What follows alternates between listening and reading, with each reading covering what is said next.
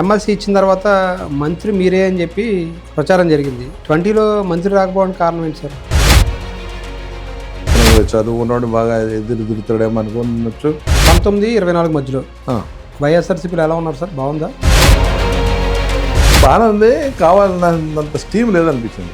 ఢిల్లీలో వాణి వినిపించారు, ఇప్పుడు ఇక్కడ కౌన్సిల్లో వాణి వినిపిస్తున్నారు ప్రజల తరఫున. ఎలా అనిపించింది సార్? ఇంకో 2 అరగంటకి నాకు ఎక్కడ సార్ నాకు చిరాకు వేసిందంటే 175 సీట్లు. 19-24 మధ్యలో అద్భుతంగా పరిపాలించామనేది ఆయన చెప్తున్నమాట ప్రతిసారి కూడా. జగన్ గారు వచ్చిన తర్వాత రెవల్యూషన్ కావాలంటే బుల్లెట్ అక్కర్లేదు, బ్యాలెట్ కావాలి. విప్లవాత్మైన మార్పులు తీసుకొచ్చిన సందర్భంలో 151 నుంచి 11 ఎందుకు పడిపోయినట్టు సార్? ప్రజలు నేనే డైరెక్ట్గా, ఇంకా ఎమ్మెల్యేలు ఎంపీలు ఎవరు వేస్ట్. జగన్మోహన్ రెడ్డి గారిలో ఏమైనా మార్పు వచ్చిందా గమనించారా మీరైనా? ఎవరైనా కలవకపోవటం, ఇలా ఎస్సీకి సంబంధించిన బెనిఫిట్స్ లాగేయడం, కావాలని తీసేయడం, నా ఫోటో చూసి ఓటేయవలసింది తప్ప మిమ్మల్ని చూసి ఓడేయడం. అది పాలన ఎందుకు అంత దారుణంగా ఉందంటున్నారు మీరు? 29 కాదు, మీరు 26 పెట్టే 175. ఏంటి సార్ లిక్కర్ స్కామ్, ఇసుక స్కామ్ ఇవన్నీ జరిగాయా? చెప్పరా, పాలిటిక్స్లో ఎనీథింగ్ ఈజ్ పాసిబుల్ సార్. 2024 తర్వాత మీరు జనసేనలో కూడా వెళ్ళడానికి ప్రయత్నం చేశారట. ఈ సనాతన ధర్మం హిందూ మతం సార్ మీరు 14 నుంచి 19 వరకు అమలాపురం ఎంపీగా పనిచేశారు. మీరు అనుకున్నవన్నీ సాధించారు. ఎందుకు తెలుగుదేశం పార్టీని వీడి వైఎస్ఆర్సీపీలో చేరాల్సి వచ్చిందంటే ఏం చెప్తారు?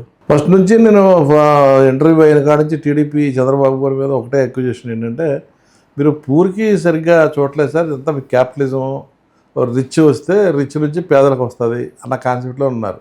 ఈవెన్ P4 కూడా అదే పద్ధతి, మీరు కరెక్ట్గా ఆలోచిస్తే. సో అది కరెక్ట్ కాదు సార్ అని ఫస్ట్ నుంచి నేను ఆయన్ని ఖండం చేసేవారు. అదే రకంగా ఈయన మళ్ళీ మొదలెట్టాడు. ఆయన 4 అమరావతి, పోలవరం, అమరావతి వెళ్ళేందంటే మొత్తం అడ్మినిస్ట్రేషన్ అంతా కుడిపడిపోయినప్పుడు పేదలకి ఎన్నో మనం ప్రామిస్ చేసాం. బీజేపీ అప్పుడు ప్రజారాజ్యం అందరూ కలిపి కదా చేసింది, జనసేన 14 కదా. సో వాళ్ళు కూడా మనం చేయలేకపోతున్నాం కరెక్ట్గా, ఇది కరెక్ట్ కాదు సార్ అని ఫస్ట్ నుంచి నేను కొద్దిగా డిఫర్ అయ్యేవాడిని. ఉదాహరణకు మెయిన్ ఇష్యూస్లో కూడా నేను బుల్లెట్ ట్రైన్ గురించి గట్టిగా డిఫర్ అయ్యేవాడిని. చంద్రబాబు గారికి నచ్చలేదు అలా డిఫర్ అవ్వడం. పబ్లిక్లో, పార్లమెంట్లో ఇక్కడ ఫీజిబిలిటీ లేదనా? అంటే ఇప్పుడు మన ఇండియన్ రైల్వేస్ ఉన్నాయి సార్. రైల్వేస్లో ప్రతి రైల్వేకి 22 కంపార్ట్మెంట్లు పెట్టారు ఈ మధ్యకాలంలో. ఏది ఒక లాస్ట్ 10 years నుంచి పెట్టారు. 22 కంపార్ట్మెంట్లు రావాలంటే ప్లాట్ఫామ్స్ కూడా ఉండాలి కదా సార్. 22 కంపార్ట్మెంట్లు వచ్చి ప్లాట్ఫామ్ నిలబడాలి కదా సార్. ఎలా కట్టారంటే 18 కంపార్ట్మెంట్ల వరకు ఉన్నాయి సార్, మిగతా 4 బయట. ఆ 4 కూడా జనరల్ కంపార్ట్మెంట్లు సార్. ఆ దాంట్లో ఉన్న లేబరు, ఆడవాళ్ళు, పిల్లలు, ముసలోళ్ళు ఒకసారి ఎక్కితే అంతే. మళ్ళీ వాళ్ళ ప్లాట్ఫామ్ రావాలన్నప్పుడు డెస్టినేషన్ వచ్చి దిగుతారు అంతే. ఈ మధ్యలో దిగటా ప్రయత్నం చేసినా, ఏమైనా తింటాకి వెళ్ళినా టాయిలెట్లు ఉండేవాళ్ళు లోపల. మీరు చూసారో లేదు ఆ 4 కంపార్ట్మెంట్లు? ఎప్పుడు ఎక్కుతాను ఆ 4 కంపార్ట్మెంట్లో టాయిలెట్స్లో అబ్బాయిలు కూరుకుపోయి ఉంటారండి, లేదా సామాన్లైనా కూరుకుపోయి ఉంటాయి. జనరల్ బోగిలో టాయిలెట్లు కదా పనిచేశారు అవి. ఇక జనరల్గా టాయిలెట్కి వెళ్ళాలంటే స్టేషన్ వచ్చినప్పుడు గవాబు దిగాడు, టాయిలెట్ కూర్చోవడం, వచ్చాడు. మరి బుల్లెట్ ట్రైన్ మీద ఏం డిఫర్ వచ్చింది సార్? ఇదే పొజిషన్ మంది. ఇంత ఘోరమైన పొజిషన్లో రైల్వేస్ ఉన్నాయి. 4 కంపార్ట్మెంట్లో ఉన్న లేబర్కి మనం ప్రొవైడ్ చేయలేకపోతున్నాము.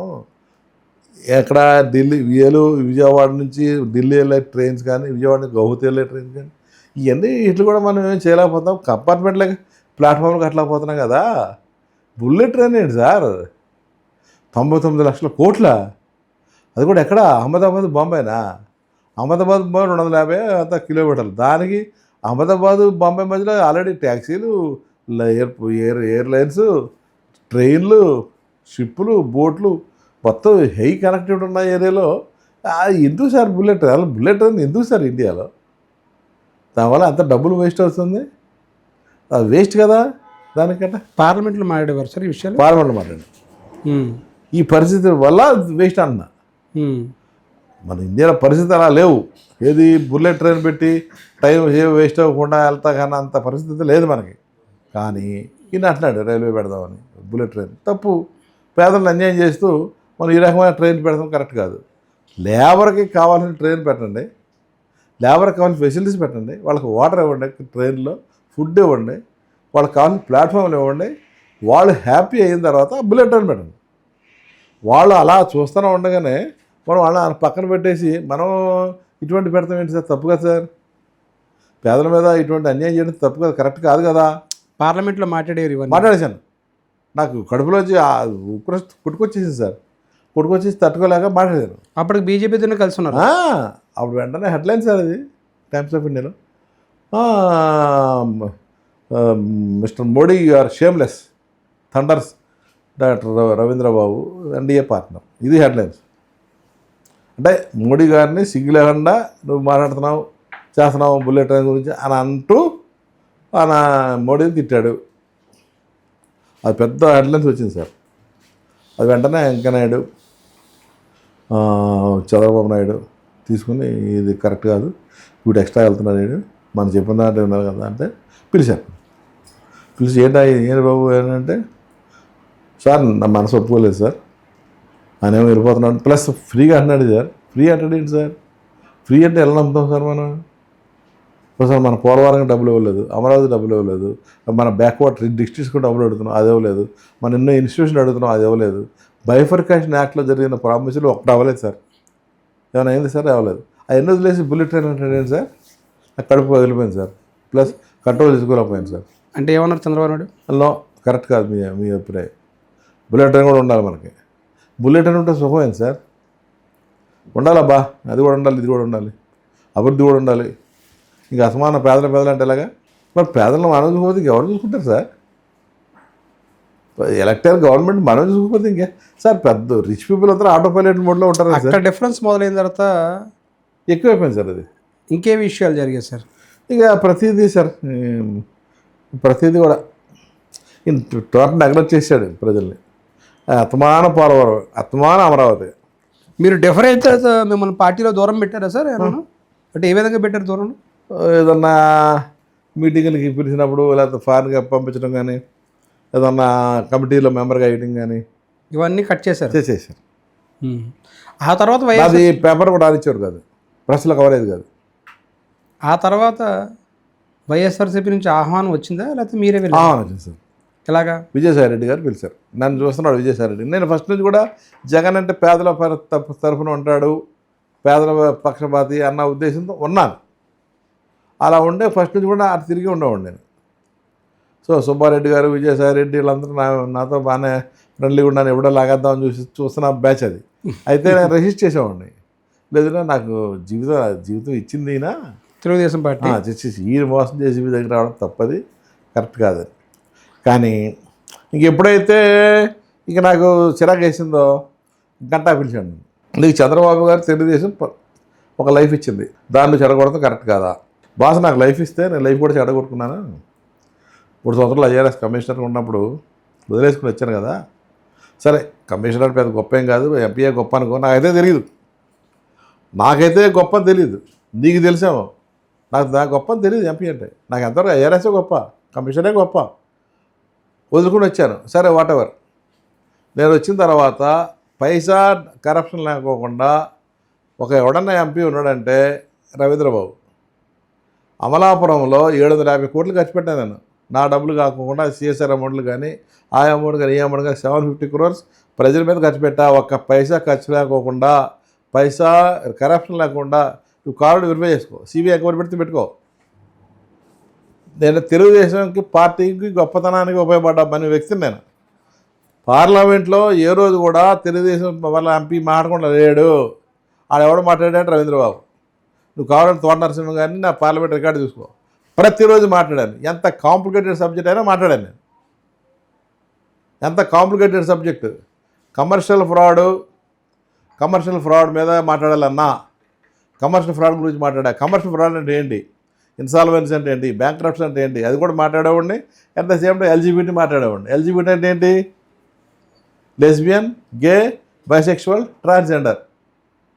అదంతా వేరే సబ్జెక్టు. ఆ సబ్జెక్ట్ ఏంటి, ఈ సబ్జెక్ట్ ఏంటి, అది కూడా మాట్లాడేవాడిని. ఇది కూడా మాట్లాడిన తర్వాత పార్టీ మిమ్మల్ని గుర్తించలేదు సరిగ్గా. సారీ అండి, ఇలా చేసిన తర్వాత పార్టీ గుర్తించిపోతే బాధపడతాం కదా సార్. నన్ను ఏమీ కానుకోకుండా పేపర్లో రాసేవారు కాదు, టీవీలో చెప్పించారు కాదు. రవీంద్రబాబు ఇవాళ అదే కాకుండా గల్లా జయదేవ్ కానీ, మన కేసీఆర్ నాని కానీ ఇవాళ గల్లా జయదేవ్ గారు మాట్లాడలేదు, అది కూడా న్యూసే. కేసీఆర్ నాని గారు మాట్లాడలేదు, అది న్యూస్. నేను మాట్లాడితే న్యూస్ కాదు. అందులో వాళ్ళు మాట్లాడేవాళ్ళు కాదు, చదివేవాళ్ళు. నేను మాట్లాడేవాడిని, వివక్ష చూపించేవారు. వాళ్ళు పార్లమెంట్లో చదివేవాడు సార్, కాగితం చూసి. నేను మాట్లాడేవాడు సార్, ఇంగ్లీషు హిందీ మాట్లాడేవాడు సార్, వివక్ష చూపించేవారు మీ మీద క్లియర్గా. సో ఆ అయినా తర్వాత మీకు పార్టీ మారిపోవాలనిపించిందా ఇంకా? అయినా నేను పార్టీ విడకోకుండా, పార్టీ మన ఎలక్షన్స్ ఉన్నంత వరకు పార్టీతో అంటుకట్టుకున్నా. పార్టీకి పరువు పోయేటట్టుగా ఎప్పుడు బిహేవ్ చేయలేదు. ప్రతి బిల్లులో పార్టిసిపేట్ చేశా. ప్రతి బిల్లు గురించి ఎవరు పార్టిసిపేట్ చేయలేకపోయినా స్పీకర్ గారు బ్యాడ్ కామెంట్ చేస్తున్న టైంలో లాస్ట్ మినిట్లో వచ్చి మాట్లాడేవాడిని. నేను వచ్చి పడుకునేవాడిని సార్ ఇంట్లో 3 గంటలకి. నాది అయిపోయిందా, నాదేం లేదు, మధ్యాహ్నం అంతా ఎవడో చూసుకుంటారు అనుకుంటే తోట నరసింహ గారు ఫోన్ చేసేవారు. సార్ మీరు ఇమీడియట్గా రావాలి సార్ అండి. ఏంటి సార్ నాదేం లేదు కదా. లేదు ఆయన ఎవరో రావాల్సింది రాలేదు, మీరు మాట్లాడాలి. మాట్లాడపోతే స్పీకర్ గారు ఫీల్ అవుతున్నారు, అందరూ మాట్లాడారు, తెలుగుదేశం మాట్లాడపోతే ఎలాగని. అప్పటికప్పుడు కళ్ళు అనుకుంటూ వెళ్ళేవాడు సార్. నేను ఇల్లు మాట్లాడి వచ్చేవాడు సార్. ఆ బిల్లు కూడా తెలిసేది కదా నాకు. అప్పటికప్పుడు ఇస్తే బిల్లు చదివి ఒక 10 minutes లైవ్ ఓవర్ అడిగి మళ్ళీ మాట్లాడేవాడు సార్. ఇలా చేసేవాడు సార్ నేను. ఇప్పుడు ఇంత కష్టపడిన తర్వాత పార్టీలో గుర్తింపు లేదు, గుర్తింపు కావాలని ఉద్దేశపూర్వకంగా వివక్ష చూపుతున్నారనే ఉద్దేశంతో పార్టీ మారారా? ఈ పార్టీ పెడుతున్నాను సార్. నీ పార్టీకి చెడ్డ పేరు అయితే నా వల్ల ఏమి రాలేదు. పార్టీకి నా వల్ల చెడ్డ పేరు కాదు, మంచి పేరే తీసుకొచ్చి వెళ్తున్నా. టీడీపీ మంచి ఎంపీలు ఢిల్లీలో ఎప్పుడైనా సరే నా కాన్స్టిట్యున్సీలో రవీంద్రబాబు వల్ల ఇది అన్యాయం జరిగింది, ఇది పని అవ్వలేదు అని చెప్పమను, వెంట మానేస్తా. గంటా గారు ఏమన్నారు అప్పుడు? ఓకే బాస్, నీ ఇష్టం. ఎవరి ద్వారా వెళ్ళారు సార్? వైఎస్ఆర్సీపీలో ఎవరి ద్వారా చేరారు? విజయసాయి రెడ్డి గారు టికెట్ ఇస్తానని చెప్పి మిమ్మల్ని పార్టీలో చేర్చుకున్న తర్వాత టికెట్ ఇవ్వకుండా 2019లో మీకు రాకపోవడం వెనకాల కుట్ర జరిగిందా, లేదంటే ఏం జరిగింది సార్? అసలు కుట్ర ఏం జరగలేదు సార్. అప్పటికే లేట్ అయిపోయింది అనుకుంటాను. నేను టైం అయిపోయింది. నేను చేరేటప్పటికే 2019 మార్చ్ ఏప్రిల్ కదా సార్ చేరింది. అప్పుడు ఎలక్షన్ వచ్చేసాయి కదా ఆల్మోస్ట్. అప్పటికే క్యాండిడేట్స్ ఎలక్షన్ అయిపోయింది. ఇప్పుడు మీకు టికెట్ రాదని తెలుసు ముందు? 50-50 అనుకున్నా. ఎక్కడ ఇస్తాన్నారు ఇస్తే టికెట్? ఇస్తే పాయకరాపేట, లేకపోతే కొవ్వూరు, లేకపోతే మన విజయనగరం పక్కన ఏదో ఇంకోటి ఉంది, పి గన్నవరం కానీ అక్కడ. అదర్వైజ్ చిత్తూరు ఆఫర్ చేసేది సార్. చిత్తూరు ఎంపీ కింద. చిత్తూరు అయితే క్లియర్గా వద్దని చెప్పి చిత్తూరు రా వల్ల కాదు సార్. నేను ఏమీ తెలియదు. అమలాపురం పార్లమెంట్లో ఎక్కడ? అప్పటికి మేడం వచ్చే 1 year అయిపోతుంది సార్. 2018 నుంచి వచ్చేసింది ఆవిడ. ఎవరు? అనురాధ.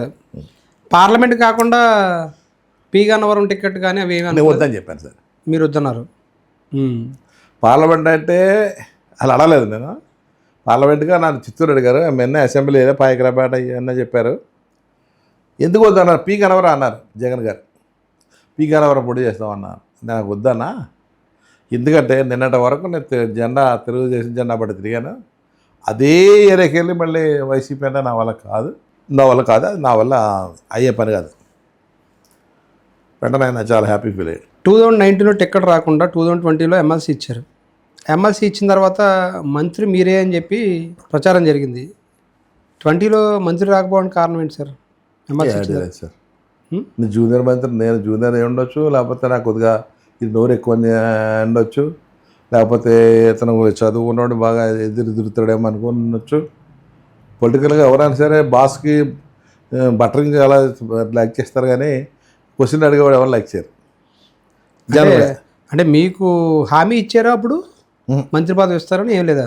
నో, ఆటోమేటిక్గా ప్రెస్ వల్ల వాళ్ళ వల్ల ఏళ్ళ వల్ల ఆ నోటి ఈ నోటి చాలా పొటెన్షియల్ క్యాండిడేట్ అవుతున్నా మంత్రిగా ఇస్తే బాగానే ఉంటుంది అలా టాక్ వచ్చింది తప్ప నాకు ఎవరు పిలిచి మీకు ఇస్తా అన్నది ఎగలేదు. 19-24 మధ్యలో వైఎస్ఆర్సీపీలో ఎలా ఉన్నారు సార్? బాగుందా? 20లో ఎమ్మెల్సీ వచ్చింది, ఢిల్లీలో వాణి వినిపించారు, ఇప్పుడు ఇక్కడ కౌన్సిల్లో వాణి వినిపిస్తున్నారు ప్రజల తరఫున. ఎలా అనిపించింది సార్? బాగానే ఉంది, కావాలన్నంత స్టీమ్ లేదనిపించింది. చివరిలో ఈయన కూడా డైల్యూట్ అయిపోయాడు. జగన్ గారు కూడా డైల్యూట్ అయిపోయాడు చివరిలో. అంటే ఎలా సార్? పథకాలు పెట్టాడు ఆయన, అన్ని పథకాలు ఓల్డ్ పీపుల్కి అన్ని పెట్టాడు, కానీ కొన్ని విషయాల్లో యారగెంట్గా కొద్దిగా అహ్యాండెడ్నెస్గా ఎవరైనా కలవకపోవడం ఉండటం, ఆయన అదే అక్కడే ఉండటం రాజులాగా, కొన్ని పనులు వన్ సైడ్ చేసుకుంటూ వెళ్ళిపోవటం, ఎవరైనా కలవకపోవటం. ప్లస్ ఎస్సీకి సంబంధించిన బెనిఫిట్స్ లాగేయటం, కావాలని తీసేయటం. యారగెన్స్ ఎంతవరకు జరిగిందంటే నా ఫోటో చూసి ఓటేయవలసింది తప్ప మిమ్మల్ని చూసి ఎవడేయడు. ఇది పీక్ ఆఫ్ యారగెన్స్. ఇంకో రెండో యారగెన్స్కి నాకు ఎక్కడ సార్ నా చిరాకు వేసిందంటే 175 సీట్లు. తప్పు కదా సార్? నీకు నువ్వే ఎవడంటే చెప్పడానికి, నాకు ప్రజాస్వామ్యం వద్దని చెప్పడానికి. నువ్వు లోపాయకారంగా మాడుకో, ప్రజాస్వామ్యం లేదు ఏం లేదు బాగా అని లోపాయకారంగా తెలియకుండా పబ్లిక్ ఇలా చెప్తాం సార్, అపోజిషన్ లేకుండా చేసుకుంటామని. అంటే 175కి 175 సాధించాలనేది చెప్పడం తప్పంటారా? తప్పే కదా. పార్టీకి ఒక బూస్టప్ తీసుకొచ్చే విధంగా మాటలకి బూస్ట్ చేయడం వేరు, మెజారిటీ సీట్లు సంపాదిద్దాం అది వేరు. 175కి 175 అన్నది పార్టీ బూస్ట్ అని ఎలా అంటామండి? ఇంకో రకంగా అది ప్రజాస్వామ్యంగా అనిపిస్తుంది కదా. నాకైతే అనిపించింది సార్. ఎమ్మెల్సీకి ఎన్నికైన తర్వాత ఎన్నిసార్లు వెళ్ళి ఉంటారు సార్ ఆయన దగ్గరికి? చాలా తక్కువ సార్లు వెళ్ళాను సార్, ఓ 15 సార్లు వెళ్ళి ఉంటానేమో. అపాయింట్మెంట్ దొరికింది సార్? 1-to-1 లేదు సార్, గ్రూప్తోనే. ఇప్పుడన్నా బయటకు వచ్చినప్పుడు వాళ్ళతో పాటు ఉన్నారు అవన్నా, అంతే. 1-to-1 అప్రిషియేషన్ ఎప్పుడు లేదు సార్. 19 నుంచి 24 మధ్యలో 5 ఏళ్ల పరిపాలనని మేము అద్భుతంగా పరిపాలించామనేది ఆయన చెప్తున్నమాట ప్రతిసారి కూడా. అప్పులు తీసుకొచ్చిన అప్పులన్నింటినీ కూడా మేము సద్వినియోగం చేసాం, పేద ప్రజలకి నేరుగా వారి అకౌంట్ల ద్వారానే జమ చేయడం జరిగింది. చాలా పథకాలు చెప్తున్నారు ఆయన. చూస్తే అమ్మఒడి కావచ్చు, లేదంటే కనుక వైద్య ఆరోగ్య శాఖలో తీసుకొచ్చిన విప్లవాలు 17 మెడికల్ కాలేజ్ కావచ్చు, లేదంటే కనుక ఫిషింగ్ హార్బర్ నిర్మాణం కావచ్చు, మెడికల్ కాలేజ్ కావచ్చు, ఇవన్నీ ఎలా అనిపించేది సార్ అసలు? రెవల్యూషన్ రావాలంటే బుల్లెట్ ద్వారా రావాలనుకున్నాను ఒకప్పుడు. కానీ జగన్ గారు వచ్చిన తర్వాత రెవల్యూషన్ రావాలంటే బుల్లెట్ అక్కర్లేదు, బ్యాలెట్ ఉంటే చాలనిపించింది. అది 151 రావడం అప్పుడు సీట్లు. సో బ్యాలెట్ ద్వారా రెవల్యూషన్ లాక్ రావచ్చు, ప్రజల యొక్క దాన్ని మార్చచ్చు, వాళ్ళ ఫేట్ మార్చేయచ్చు.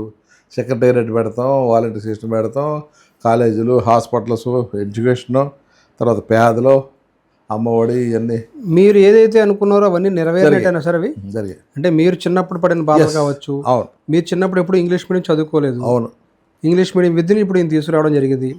ఆ తర్వాత మీకు వైఎస్ఆర్సీపీ అంటే పేదల పార్టీ అనేది మీకు ఒక భావన ఉండేది. అవును. ఈ 5 ఏళ్ళు అది నెరవేరిందని అనిపించిందా సార్? అవును, అనిపించిందండి. అంటే ఏ అంశాలు అనిపించింది మీకు? ఇది పేదరిక నిర్మూలనకు సంబంధించి డైరెక్ట్ బెనిఫిట్, వాళ్ళకి వీళ్ళకి కాకుండా ఇండైరెక్ట్ కాకుండా డైరెక్ట్ బెనిఫిట్ ట్రాన్స్ఫర్. దేశ చరిత్రలో ఏ రాష్ట్రం లేదు అలాగా. ఈ టైప్లో ఎక్కడ జరగదు కూడా అనే ఉద్దేశం.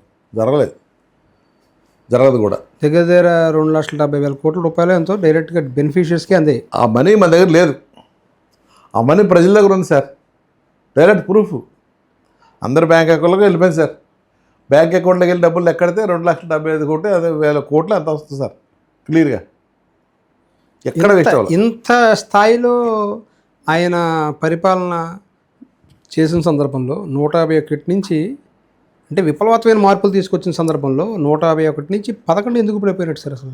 Style, arrogance. స్టైల్ అంటే ఎవరు కలగకపోవడం, నేను, నాకు, నాది అన్న ప్రౌడ్ అన్నానండి, లేకపోతే అహం అన్నానండి. ఆ అహం రాకూడదు సార్ రాజకీయంలో.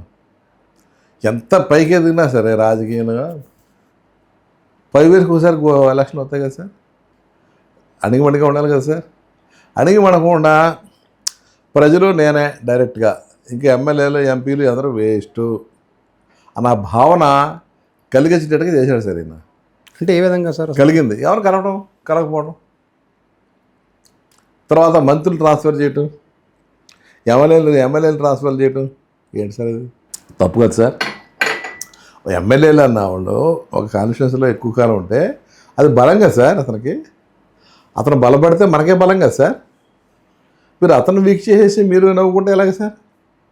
ఇప్పుడు ఏమైంది సార్? మార్చిన అందరూ ఓడిపోయారు. అతను మంత్రి పదవులు మార్చడం ఏంటి సార్? ఇదాని ఉద్యోగస్తులు ఐఏఎస్ పోస్టింగ్ సార్. ఈ భావనకి వెనకాల ఉన్నది ఏంటంటే నేను కదా అన్నిటికీ, నాది, నేను అన్న ఆ అహం యొక్క ఫీలింగ్స్ కరెక్ట్ కాదని నా ఉద్దేశం. చాలా మంచి పని చేశాడు ఆయన. ఈ ఫీలింగ్స్ వల్ల ప్రజలు అసంతృప్తిగా ఉన్నారేమో అనిపించింది నాకు. అంటే మీరు దాదాపుగా ఇప్పుడు రాజకీయాల్లోకి వచ్చి ఒక 10 ఏళ్ళు అయింది. అవును. 19 నుంచి 24 మధ్యలో కూడా మీరు రాజకీయాల్లో యాక్టివ్గానే ఉన్నారు. మొన్న ఎలక్షన్ ముందు చూసిన తర్వాత వైఎస్ఆర్సీపీ ఓడిపోతుందని మీరు భావించారు అసలు? అనుకున్నారు? ఎన్ని సీట్లు వస్తాయి అనుకున్నారు సార్? 9 అనుకున్నానండి. 9. ఓ 2 సీట్లు పెరిగాయి అయితే మీ దృష్టిలో. ఎందుకు అంత తక్కువ వస్తాయి అనుకున్నారు మీరు? చాలామంది నా ఫ్రెండ్స్, బాగా క్లోజ్ ఫ్రెండ్స్ వైసీపీలో ఉన్నవాళ్ళు, అలా ఏందన్నా 2 రోజులు ముందనగా ఫోన్ చేశారు. నేనంటే కొద్దిగా ఇంటలెక్చువల్ అనుకుంటారు జనరల్గా. చదువుకున్నవాడు, బాగా ఆలోచిస్తాడు, బాగా చెప్తాడు, నిష్పక్షపాతంగా చెప్తాను. మొహవాడలు ఎవరు మాట్లాడతా, వీడు చూస్తున్నాడని, లేకపోతే జగన్మోహన్ ఏజెంట్ అని, లేకపోతే ఆడిదని ఏముండదు. ఏడు బిగుతాడు, వచ్చు ఏం బిగుతాడు అన్న భావంలో ఉంటా. అంచేత నిజాలు వస్తాయి. మా కొలిగి ఎమ్మెల్సీ ఒక ఆయన ఉన్నాడు, 2 రోజుల ముందు ఫోన్ చేశాడు. ఎంతన్నా? 10 వస్తాయి తమ్ముడు. 10? మీ ఫ్రెండా? ఎమ్మెల్సీ. ఏందన్నా 10? నువ్వు రేపు ఫోన్ చేయన్నా. చేశాడు మళ్ళీ. 9 తమ్ముడు అన్న. 10 చెప్పింది ఎవరు? నేనే. 2వ రోజు ఫోన్ చేశాడు. ఇక రేపు అనగా ఎల్లుండి అనగా తమ్ముడు 9 అన్న. ఏమ్మా ఏందన్నా ఒకరోజు మళ్ళీ కూడా తగ్గించి పడతాయి కదా అన్నాడు. తగ్గించాను అంతే. నాకు ఇంత తెలిసి 5 వస్తుంది అనుకున్నా. 5? అవును మరి తప్పన్నా. కనీసం 110, 50, 60, 70 కానీ వస్తాయని నా ఉద్దేశం. 9 తమ్ముడు. నేను చెప్తున్నాను 9, 10 అలా దాటి 50, 60 వచ్చిందా ప్రజాస్వామ్యం అంటే మనకు అర్థం తెలియలేదు. ఇండియాలో ప్రజాస్వామ్యం పనిచేయదు, తీసేసి ఇంకో స్వామ్యం పెట్టాలి. ఇది సక్సెస్ అయిందా ప్రజాస్వామ్యం హిట్ అయినట్టు. 10 సీట్లు వస్తే ప్రజాస్వామ్యం హిట్ అయినట్టు అన్నారు. అంటే ఏంటి సార్, ఏం జరిగింది, ఏమనుకున్నారు? ఇది చెప్తున్నా కదా, ట్రాన్స్ఫర్లు చేయడం, నేను నాది అని అహం ఉండడం. 19లో టికెట్ రాలేదు సరే, 24లో మీకు టికెట్ ఇస్తా ఉన్నారు సార్. 24లో టికెట్ దేనికి? ఎమ్మెల్సీగా ఉండగా ఎమ్మెల్యేకి పంపుతామని అన్నారా? ఇంకేం మీరు లేదు. నాకు కూడా ఇంట్రెస్ట్ లేదు. ఎందుకు ఇంట్రెస్ట్ పోయింది సార్? నాకు గెలుస్తారంటే డౌట్ సార్. గెలుస్తారని నమ్మకం పోయింది. మరి ఈయన మెడికల్ కాలేజీలు కడుతున్నారు, ఫిషింగ్ హార్బర్ నిర్మాణం చేపట్టారు, దాంతోపాటు పోర్ట్ నిర్మాణం చేపట్టారు. మచిలీపట్నం కావచ్చు, ఇక్కడ శ్రీకాకుళం దగ్గర కావచ్చు, మూలపేట దగ్గర కావచ్చు. మరి ఇన్ని అభివృద్ధి జరుగుతున్నప్పుడు ఎందుకు జనాలు రిసీవ్ చేసుకోలేదు సార్ అసలు? మీ మదరో, మీ ఫాదరో, బ్రదరో, వైఫో ఇడ్లీయో సాంబారో ఇస్తూ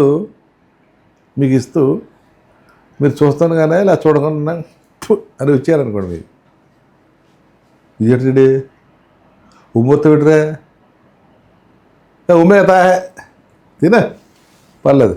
లేకపోతే టాయిలెట్ పిలిపించి ఇచ్చాడనుకోండి చట్నీ, తెమ్మందా సార్ చట్నీ తెమ్మందా మీకు? ఈ చట్నీ ఇచ్చాడా టాయిలెట్ ఇచ్చాడరా బాబు. హ్యూమన్ క్వాలిటీ అది, మనిషికి హ్యూమన్ క్వాలిటీ సార్. అలా అనిపించిందా మీకు ఏమైనా ఎవరికైనా? దాని మీద చర్చ జరిగింది సార్ అలాగా పార్టీలైనా? నాకు అనిపించింది సార్. మీతో పాటు కొంతమంది చాలా ఇంపార్టెంట్. పేదరికాన్ని నిర్మూలించడం బాగానే ఉంది, కానీ తిట్టుకుంటూ కొట్టుకుంటూ అమ్మ చేతనా కూడా ఇక అత్తమాని చేయాల్సి వస్తుంది. ఎవడరు నువ్వు అని తిట్టుకుంటూ ఇచ్చినా, ఏమి ఇవ్వకుండా దాంట్లో సగం ఇచ్చినా, ప్రేమించుకుంటూ ఉంటే అక్కడికి సార్ మానవుడు పడిపోయేది. ఏ ఫాల్ట్లు గమనించారు సార్ మీరు? ఇదే సార్ ఎరాగెన్సీ. ఇంకా అది ఒకటి సరిపోదు కదా సార్. ప్లస్ చిన్న ఉదాహరణ చెప్తాను సార్ మీకు. అన్ని జిల్లాల పేర్లు మార్చాను సార్. సో దాంతోపాటు అంబేద్కర్ జిల్లా కూడా మార్చాం. వీటిలన్నిటికన్నా కల్లూరి సీతారామరాజు, ఎన్టీ రామారావు, శివయ్య, గవయ్య, లేకపోతే అన్నమయ్య, తిరుపతి బాలాజీ, అన్నిటికన్నా స్ట్రాంగ్ సెంటిమెంట్ ఉన్నది అమలాపురం సార్. చాలా స్ట్రాంగ్ క్యాస్టిస్టులు వాళ్ళు. అంబేద్కర్ అన్నది చాలా సింపుల్ కోరిక, అంబేద్కర్ జిల్లా పెట్టమని. అంబేద్కర్ జిల్లా పేరు పెట్టలేదు సరి కదా, పిచ్చ రైడ్స్ అయిపోయినాయి సార్. దేశంలో కాదు, ఇంటర్నేషనల్ లెవెల్లో మంత్రి ఇంటికి వెళ్ళి పగల కొట్టేసి నిప్పట్టేసేటప్పుడు జరగలేదు సార్. ఆ మంత్రి దగ్గరికి వెళ్ళి ఐజీ కానీ, డీజీ కానీ, పోలీసుడు కానీ, హోంమంత్రి కానీ పలకరించారా సార్? ముఖ్యమంత్రి అసలు దరిదాపలేడు, పోనలేదు సార్. ప్రజలు సార్ ప్రజలకి మనసు ఉంటుంది సార్, ఆలోచిస్తారు సార్. అంటే ఒక దళిత మంత్రి మీద దాడి జరిగితే పలకరించలేదు ఎవరు అనేది.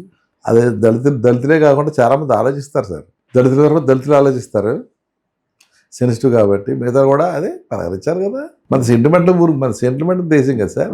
ఇందిరాగాంధీ చచ్చిపోవడానికి రాజీవ్ గాంధీ గెలవడానికి ఏంటి సార్ లింక్? సెంటిమెంట్తో ముడిపడి ఉన్న అంశంలో ఎందుకు ఆ స్టెప్ తీసుకున్నారు అసలు ప్రభుత్వం?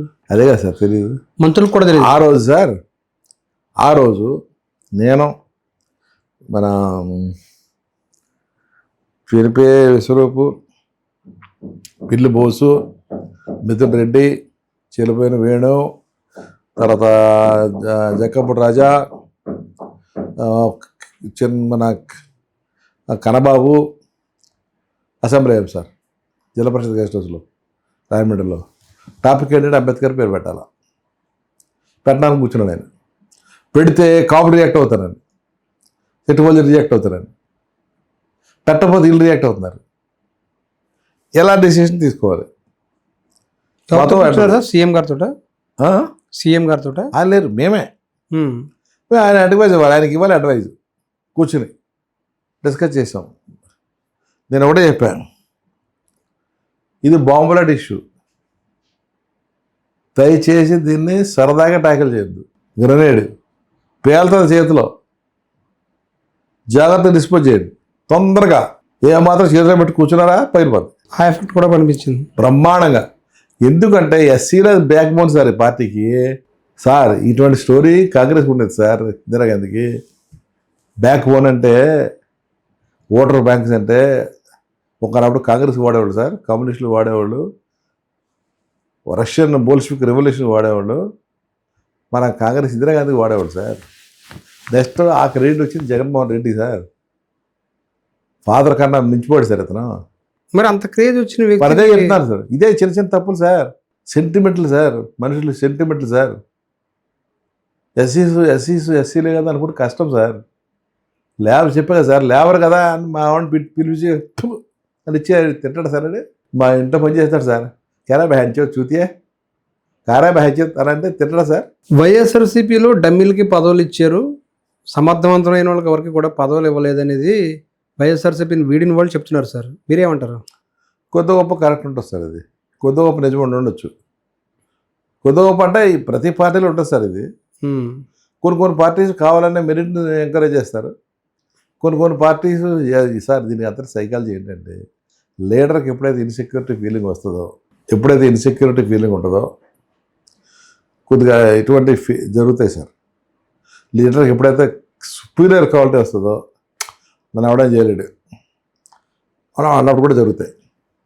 సార్ది ఏంటంటే, నన్ను ఎవడేం చేయగలరు, నన్ను మంచి లీడర్ని, నా ఫోటో పెట్టుకుంటే ఇప్పుడు చివరికి రాళ్ళు వేసినా, చెప్పేసినా, చెక్కేసినా, ఏమేసినా నన్ను చూసే కదా గెలిచేది, నన్ను చూసేది ఓటేసేది. రవీంద్రబాబు చూసి ఓటేస్తారా? ఆడు పెద్ద మాటగారి చదువుకున్నాడు, పోటుగాడు, తోసుగాడు అంటే ఎత్తారండి. ఎవడెత్తాడు ఓటు? చివరికి జగన్మోహన్ రెడ్డి ఫోటో పెట్టుకోవాలా? అది కదా వేసేది ఓటు అన్న భావన నాకు ఉండదు, కానీ మీకు ఉండకూడదు. మీరు ఎంతవరకు ఎక్కడ ఉండాలి? హంబుల్గా ఉండాలి. నాదే ఉంది నిమిత్త మాత్రండి, అలా కలిసి వచ్చింది అంతే అన్న మాటకి. ఎస్ నేనే గొప్ప అంటే మాటకి తేడా లేదు సార్. జగన్ గారు చుట్టూ భజన పరులు చేరారు, చప్పట్లు కొట్టే బ్యాచ్ ఉంది, ఆయన పొగడ్తలు పడిపోతారు అని కొంతమంది వైఎస్ఆర్సీపీని వీడి వెళ్ళిన వాళ్ళు అందరూ కూడా కామెంట్లు చేశారు సార్. మీరేమంటారు? కరెక్టే, ఇది ప్రతి రాజుకు ఉన్నదే. ఇప్పుడు భట్రాజులన్నీ ఎన్నో చిన్నప్పుడు గుర్తుంది మీకు. తర్వాత రాజుల దగ్గర ఇలా కొడతా ఉండరు డప్పులు, మీకు గుర్తుందా? సినిమాల్లో వాళ్ళు ఏమిటి సార్, ఎగో మసాజ్ చేసేవాళ్ళు. అంటే రాజుకి ఎన్నో కష్టాలు, బాధలు ఉంటాయి సార్. ఆ కష్టాలని, బాధలు మర్చిపోవడానికి మసాజ్ చేస్తూ ఉండాలి సార్. మీరు అంత పెద్దవాళ్ళు, మీరు అంత అందగాళ్ళు, మీరు ఎంత పోటుగాళ్ళు, మీరు ఎంత అంటే ఆడికి నిజంగా అబ్బా ఆహా అనిపిస్తుంది. ఇక్కడ కూడా అదే జరిగిందా? మరి ఏ రాజారంతే. మోడీ ఉన్నాడు సార్, మోడీకి నెంబర్ 1 డఫర్ సార్. అతనికేమీ తెలియదు సార్, చదువుకోలేదు సార్, ఏమో తెలియదు సార్ అతనికి. మరి నెంబర్ 3లో ఉన్నాడా? 3వసారి గెలిచాడా? మరి ఏంటి సార్ అది? అక్కడ చుట్టుపక్కల ఉంది ఎవరు సార్? అంత టాపులా సార్? ఎవడో తెలుసు sir subject? Rajnath Singh sir ఏం మాట్లాడుతున్నాడు సార్ పార్లమెంట్లో కూర్చుని? వీళ్ళే సార్ లీడర్స్, దేశాన్ని పరిపాలించేవాళ్ళు. ఏంటి సార్ మోడీ మాట్లాడేది? అటు చదువు అర్థం అవుతుంది సార్, అసలు అనాపలం అంటే అర్థం అవుద్దా? చుట్టుపక్కల అందరూ ఎలా ఇంటింటోళ్ళు ఉంటారు సార్. దీన్నే డెవలపింగ్ కంట్రీస్ అంటారు, దీన్నే అభివృద్ధి చెందుతున్న దేశాలు. అభివృద్ధి చెందుతున్న దేశాల్లో మన అభివృద్ధి అంతంత మాత్రమే. 2024లో ఓడిపోయిన తర్వాత 11 సీట్లు పడిపోయిన తర్వాత వైఎస్ జగన్మోహన్ రెడ్డి గారిలో ఏమైనా మార్పు వచ్చిందా? గమనించారా మీరైనా? వచ్చింది సార్ బాగానే. అంటే ఏ విధంగా వచ్చింది అనుకుంటున్నారు? వచ్చిందని నా యొక్క విష్ఫుల్ థింకింగ్. అంటే ఏ విధంగా వచ్చిందని మీరు భావిస్తున్నారు? అదే కలుస్తున్నాడు బాగానే, అందరినీ కలుస్తున్నాడు ఆయన. పాలిటిక్స్లో అన్నీ త్వరగా మారుకోవచ్చో మారకూడదని కూడా తెలియదు సార్. ఎలా అయిపోయిందంటే పాలిటిక్స్ నిజాన్ని వదిలేస్తున్నారు, వాడు ఫేస్ సేవింగ్ చూస్తున్నారు. ఇప్పుడు రవీంద్రబాబు ఎందుకు ఎలా అన్నాడు, మారలేదని, మారానని. నేను మారలేదంటాడేంటి? ఆహా, ఇటు సంగతి చూద్దాం. అలా ఉంటుందేమో చెప్పి నేను జడ్జితో మాట్లాడటం. ఫ్రాంక్గా మాట్లాడుకోవాలంటే ఎక్కడ ఉంది సార్ మెచ్యూరిటీ ప్రజాస్వామ్యంలో? అంతా కులాలు డబ్బులే కదా సార్. ఎలక్షన్ 2024 తర్వాత నుంచి మీరు సైలెంట్ అయిపోయారు. ఎందుకు అయిపోయారు సార్? రాజకీయాలు సార్ అట్లా 24 తర్వాత కౌన్సిల్లో ఉంది సార్. కౌన్సిల్లో మాట్లాడుతున్నాం మేము. కౌన్సిల్లో కోవిడ్ గురించి మాట్లాడాను. ఎవరికి అర్థమైంది సార్? ఎక్కడొచ్చింది పేపర్లో? ఎవడు మాట్లాడలేకపోయారు సార్ అది. కౌన్సిల్లో నువ్వు కోవిడ్ గురించి మాట్లాడినప్పుడు పిన్ డ్రాప్ సైలెన్స్లో అందరు ఉన్నారు. ప్రెస్లో రాలేదు, రాదు కూడా, వచ్చిన అర్థం కూడా కాదు. నేను మొన్న సాఫ్రనైజేషన్ అని మాట్లాడాను. ఎంతమందికి అర్థం పెట్టదు సార్ అది? లోకేష్ కొట్టేసుకున్నాడు, తీసేసుకున్నాడు, కంగారు అయిపోయింది.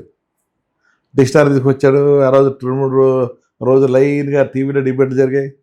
దేని గురించి సార్? సాఫ్రనైజేషన్ అంటే ఏంటి? రవీంద్రబాబు సాఫ్రనైజేషన్ అన్నాడు. ఏంటి ఇది అర్థం? దీన్ని ఎక్కడ వాడుతున్నారు? దీన్ని నేను వాడాను. మీరు నూతన విద్యా విధానం అంటున్నారు. నూతన విద్యా విధానం అనేది తప్పులు తడకలం, అది నథింగ్ బట్ సాఫ్రనైజేషన్ అన్న, అంతే. ఎవడు కాడ కోట వేసుకోవడం, తిట్టేసుకోవడం, పైకి లేపడం, కిందకి వెళ్ళిపోవడం. సాఫ్రనైజేషన్ అంటే ఏంటంటే ఆర్ఎస్ఎస్ భావాల్ని మన దాంట్లో చొప్పించడం. దానికి సరిపడా ఎగ్జాంపుల్స్ ఇచ్చాను నేను. ఎన్సీఆర్టీ బుక్స్లో కానీ, పార్టీ అంశాల్లో కానీ, ప్రజెంట్లీ ఎక్కడెక్కడైతే ఉద్యోగాలు ఉన్నాయో, ఎక్కడెక్కడైతే ఇన్స్టిట్యూట్స్ ఉన్నాయో, సిఏజీ కానీ, ఈ ఎలక్షన్ కమిషన్ కానీ, సిబిఐ కానీ, ఈడీ కానీ, అన్నిట్లో సాఫ్రనైజేషన్ ఏంటంటే ఆర్ఎస్ఎస్ జెండా వేసుకున్న వాళ్ళే అందరూ, అది చదివిన వాళ్ళే వైస్ ఛాన్సలర్స్.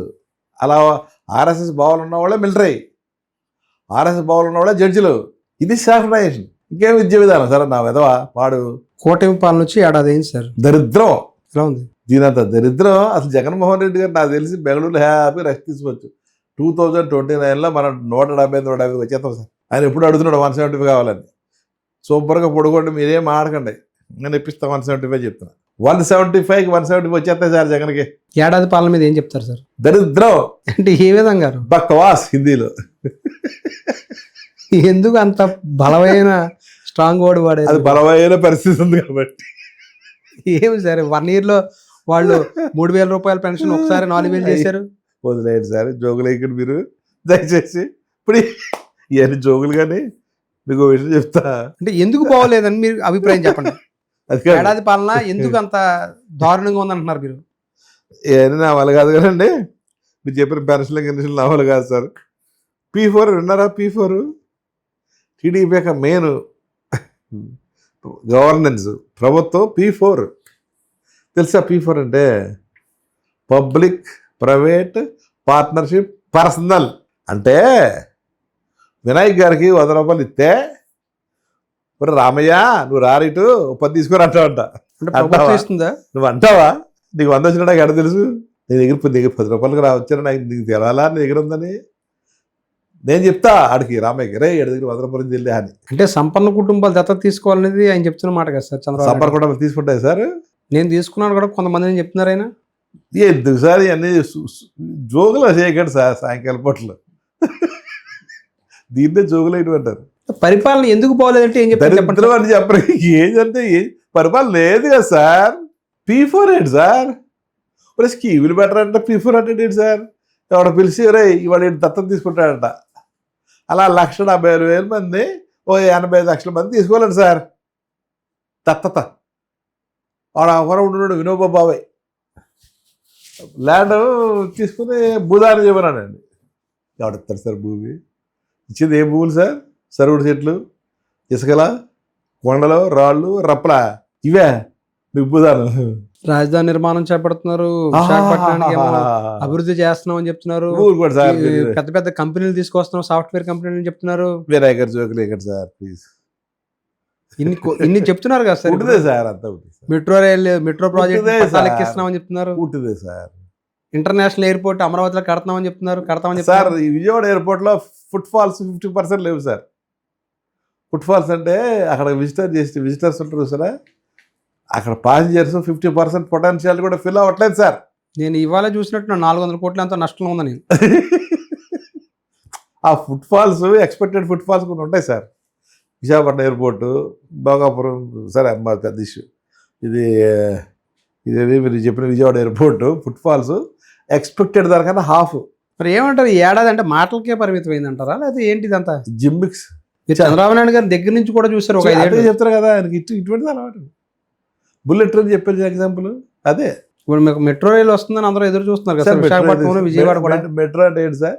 మీరు బొంబాయి, ఢిల్లీ, కలకటా, బెంగళూరు చూసుంటే అర్థమైపోద్ది ఈజీగా. చూడకపోతే కొంచెం కష్టపడాలి అర్థం చేసుకోవడానికి. Hyderabad okay. Visakhapatnam metro, Vijayawada metro పొద్దున 9 దాటితే కానీ ఎవరో జనాలు మూమెంట్ ఉండదు, 10 దాటితే మొత్తం అయిపోద్ది. ఓవరును గోల సార్, మాకేమో వ్యాపారం ఉండలేదు సార్, బాబోయ్ గోల. ఇవన్నీ మాటలకి పరిమితమే అంటారు. ఉంటుంది సార్, అన్ని మాటలు సార్. ప్రస్తుతం ఏడాది కాలంగా ఏం జరగలేదు అంటారు. Fantasy sir. ఏంటంటే మనకి సిటీలు లేవు కదా. ఇప్పుడు హైదరాబాద్ సిటీ చూసిన తర్వాత మనకి కడుపు రగిలిపోద్ది కదా. హైదరాబాద్ సిటీ చూస్తే ఇది మన సిటీగా, మన దగ్గర ఉండేది కదా ఒకప్పుడు, మనకు లేకుండా పోయిందా, అయ్యో ఎంత పని అయింది అనిపిస్తుందా లేదా? సిటీ ఎందుకు కావాలి అంటే దాని ట్రాఫిక్ జామ్ అయిపోయి వాళ్ళు ఫ్లడ్ వస్తుంది కాదు, వచ్చే ట్యాక్సీలు సార్, ఉద్యోగాలు. ఇప్పుడు రాయట్ కొడితే హైదరాబాద్లో ఏ సాఫ్ట్వేర్ కంపెనీ అది అవుతుంది కదా. అట్లా అంత స్కోప్ ఉన్న ఏరియాకి వెళ్తే ఉద్యోగాలు వస్తాయి కదా సార్, చదువుకోవాలనిపిస్తుంది కదా సార్. మరి ఇక్కడ రావాలి ఎక్కడ సార్? ఎక్కడ ఉన్నాయి సార్?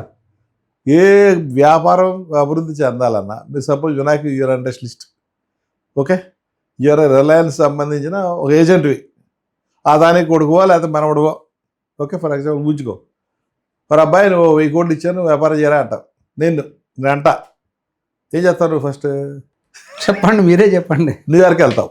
ఎలా ఉంది న్యూయార్క్ సిటీ? ఇక్కడ వ్యాపారం బాగానే ఉంటుందా? న్యూయార్క్ బాగానే, ఎందుకంటే సిటీ మొత్తానికి, ప్రపంచం మొత్తానికి సిటీ అయితే అది కదా. ఇక్కడ మాంచెస్టర్ వెళ్దామా, ఓకే, ఇక్కడ లండన్ బాగుందంట, ఓకే, ప్యారిస్, ఒక హైదరాబాద్, జపాన్, చైనా, మొత్తం బిజినెస్ చైనా. ఇప్పుడు ఓకే డాడీ చైనాలో పెట్టాను, అయిపోయింది. ఒరే ఎదవా, నీకు చెప్పింది ఎక్కడ, ఇండియా చేసుకోమంటే చైనాలో తాటరా. మరి వ్యాపారం అన్నారు, అభివృద్ధి చెందాలన్నారు, లాభం అన్నారు. మరి లాభం అంటే మరి ఇక్కడ వద్దు లాభాలి, అక్కడికి అక్కడ ఇండియాలో ఎక్కడ ఉన్నాయి? ఏపీలో ఎక్కడా ఫీజిబిలిటీ లేదంటారు. లేదు. ఎవరు కూడా పెట్టుబడులు పెట్టడానికి ముందు రారంటారు. ఎందుకు సార్, ఎందుకు రారు? రైల్వే, హైవే, రోడ్వే, సీవే, 4 ఉండాలి సార్. దేనికి? సిటీ డెవలప్ అవ్వాలంటే. సిటీలు కట్టలేము సార్. మరి ఇప్పుడు పోర్టు నిర్మాణాలు జరుగుతున్నాయి, గత ప్రభుత్వం మొదలుపెట్టిన పనులు జరుగుతున్నాయి. పోర్ట్లు కడతాం సార్, పోర్ట్లు కడతాం, కానీ వ్యాపారం చెందదు సార్. పోర్ట్లు అభివృద్ధి చెందాలంటే మీకు వ్యాపారం కావాలి సార్, కార్గో కావాలి కదా సార్. కార్గో కావాలంటే మీకు ఇండస్ట్రీస్ ఉండాలి కదా సార్. ఇండస్ట్రీలు వచ్చేస్తున్నాయని చెప్తున్నారు. చెప్తూ ఏంటి సార్? ఏది సార్ చిమ్ని పొంగట్ట కనపడుతుంది ఏమన్నా?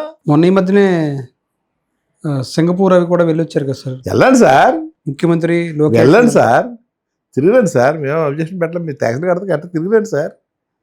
మరి షిప్లు వచ్చేస్తున్నాయంటే వెనకాల కార్గో ఉండాలి కదా సార్. కార్గో వచ్చిందంటే వదిలేస్తే వెళ్ళిపోతారండి సార్, ఇండస్ట్రీస్కి వెళ్ళిపోతాయా? ఇండస్ట్రీస్ ఉండాలి కదా.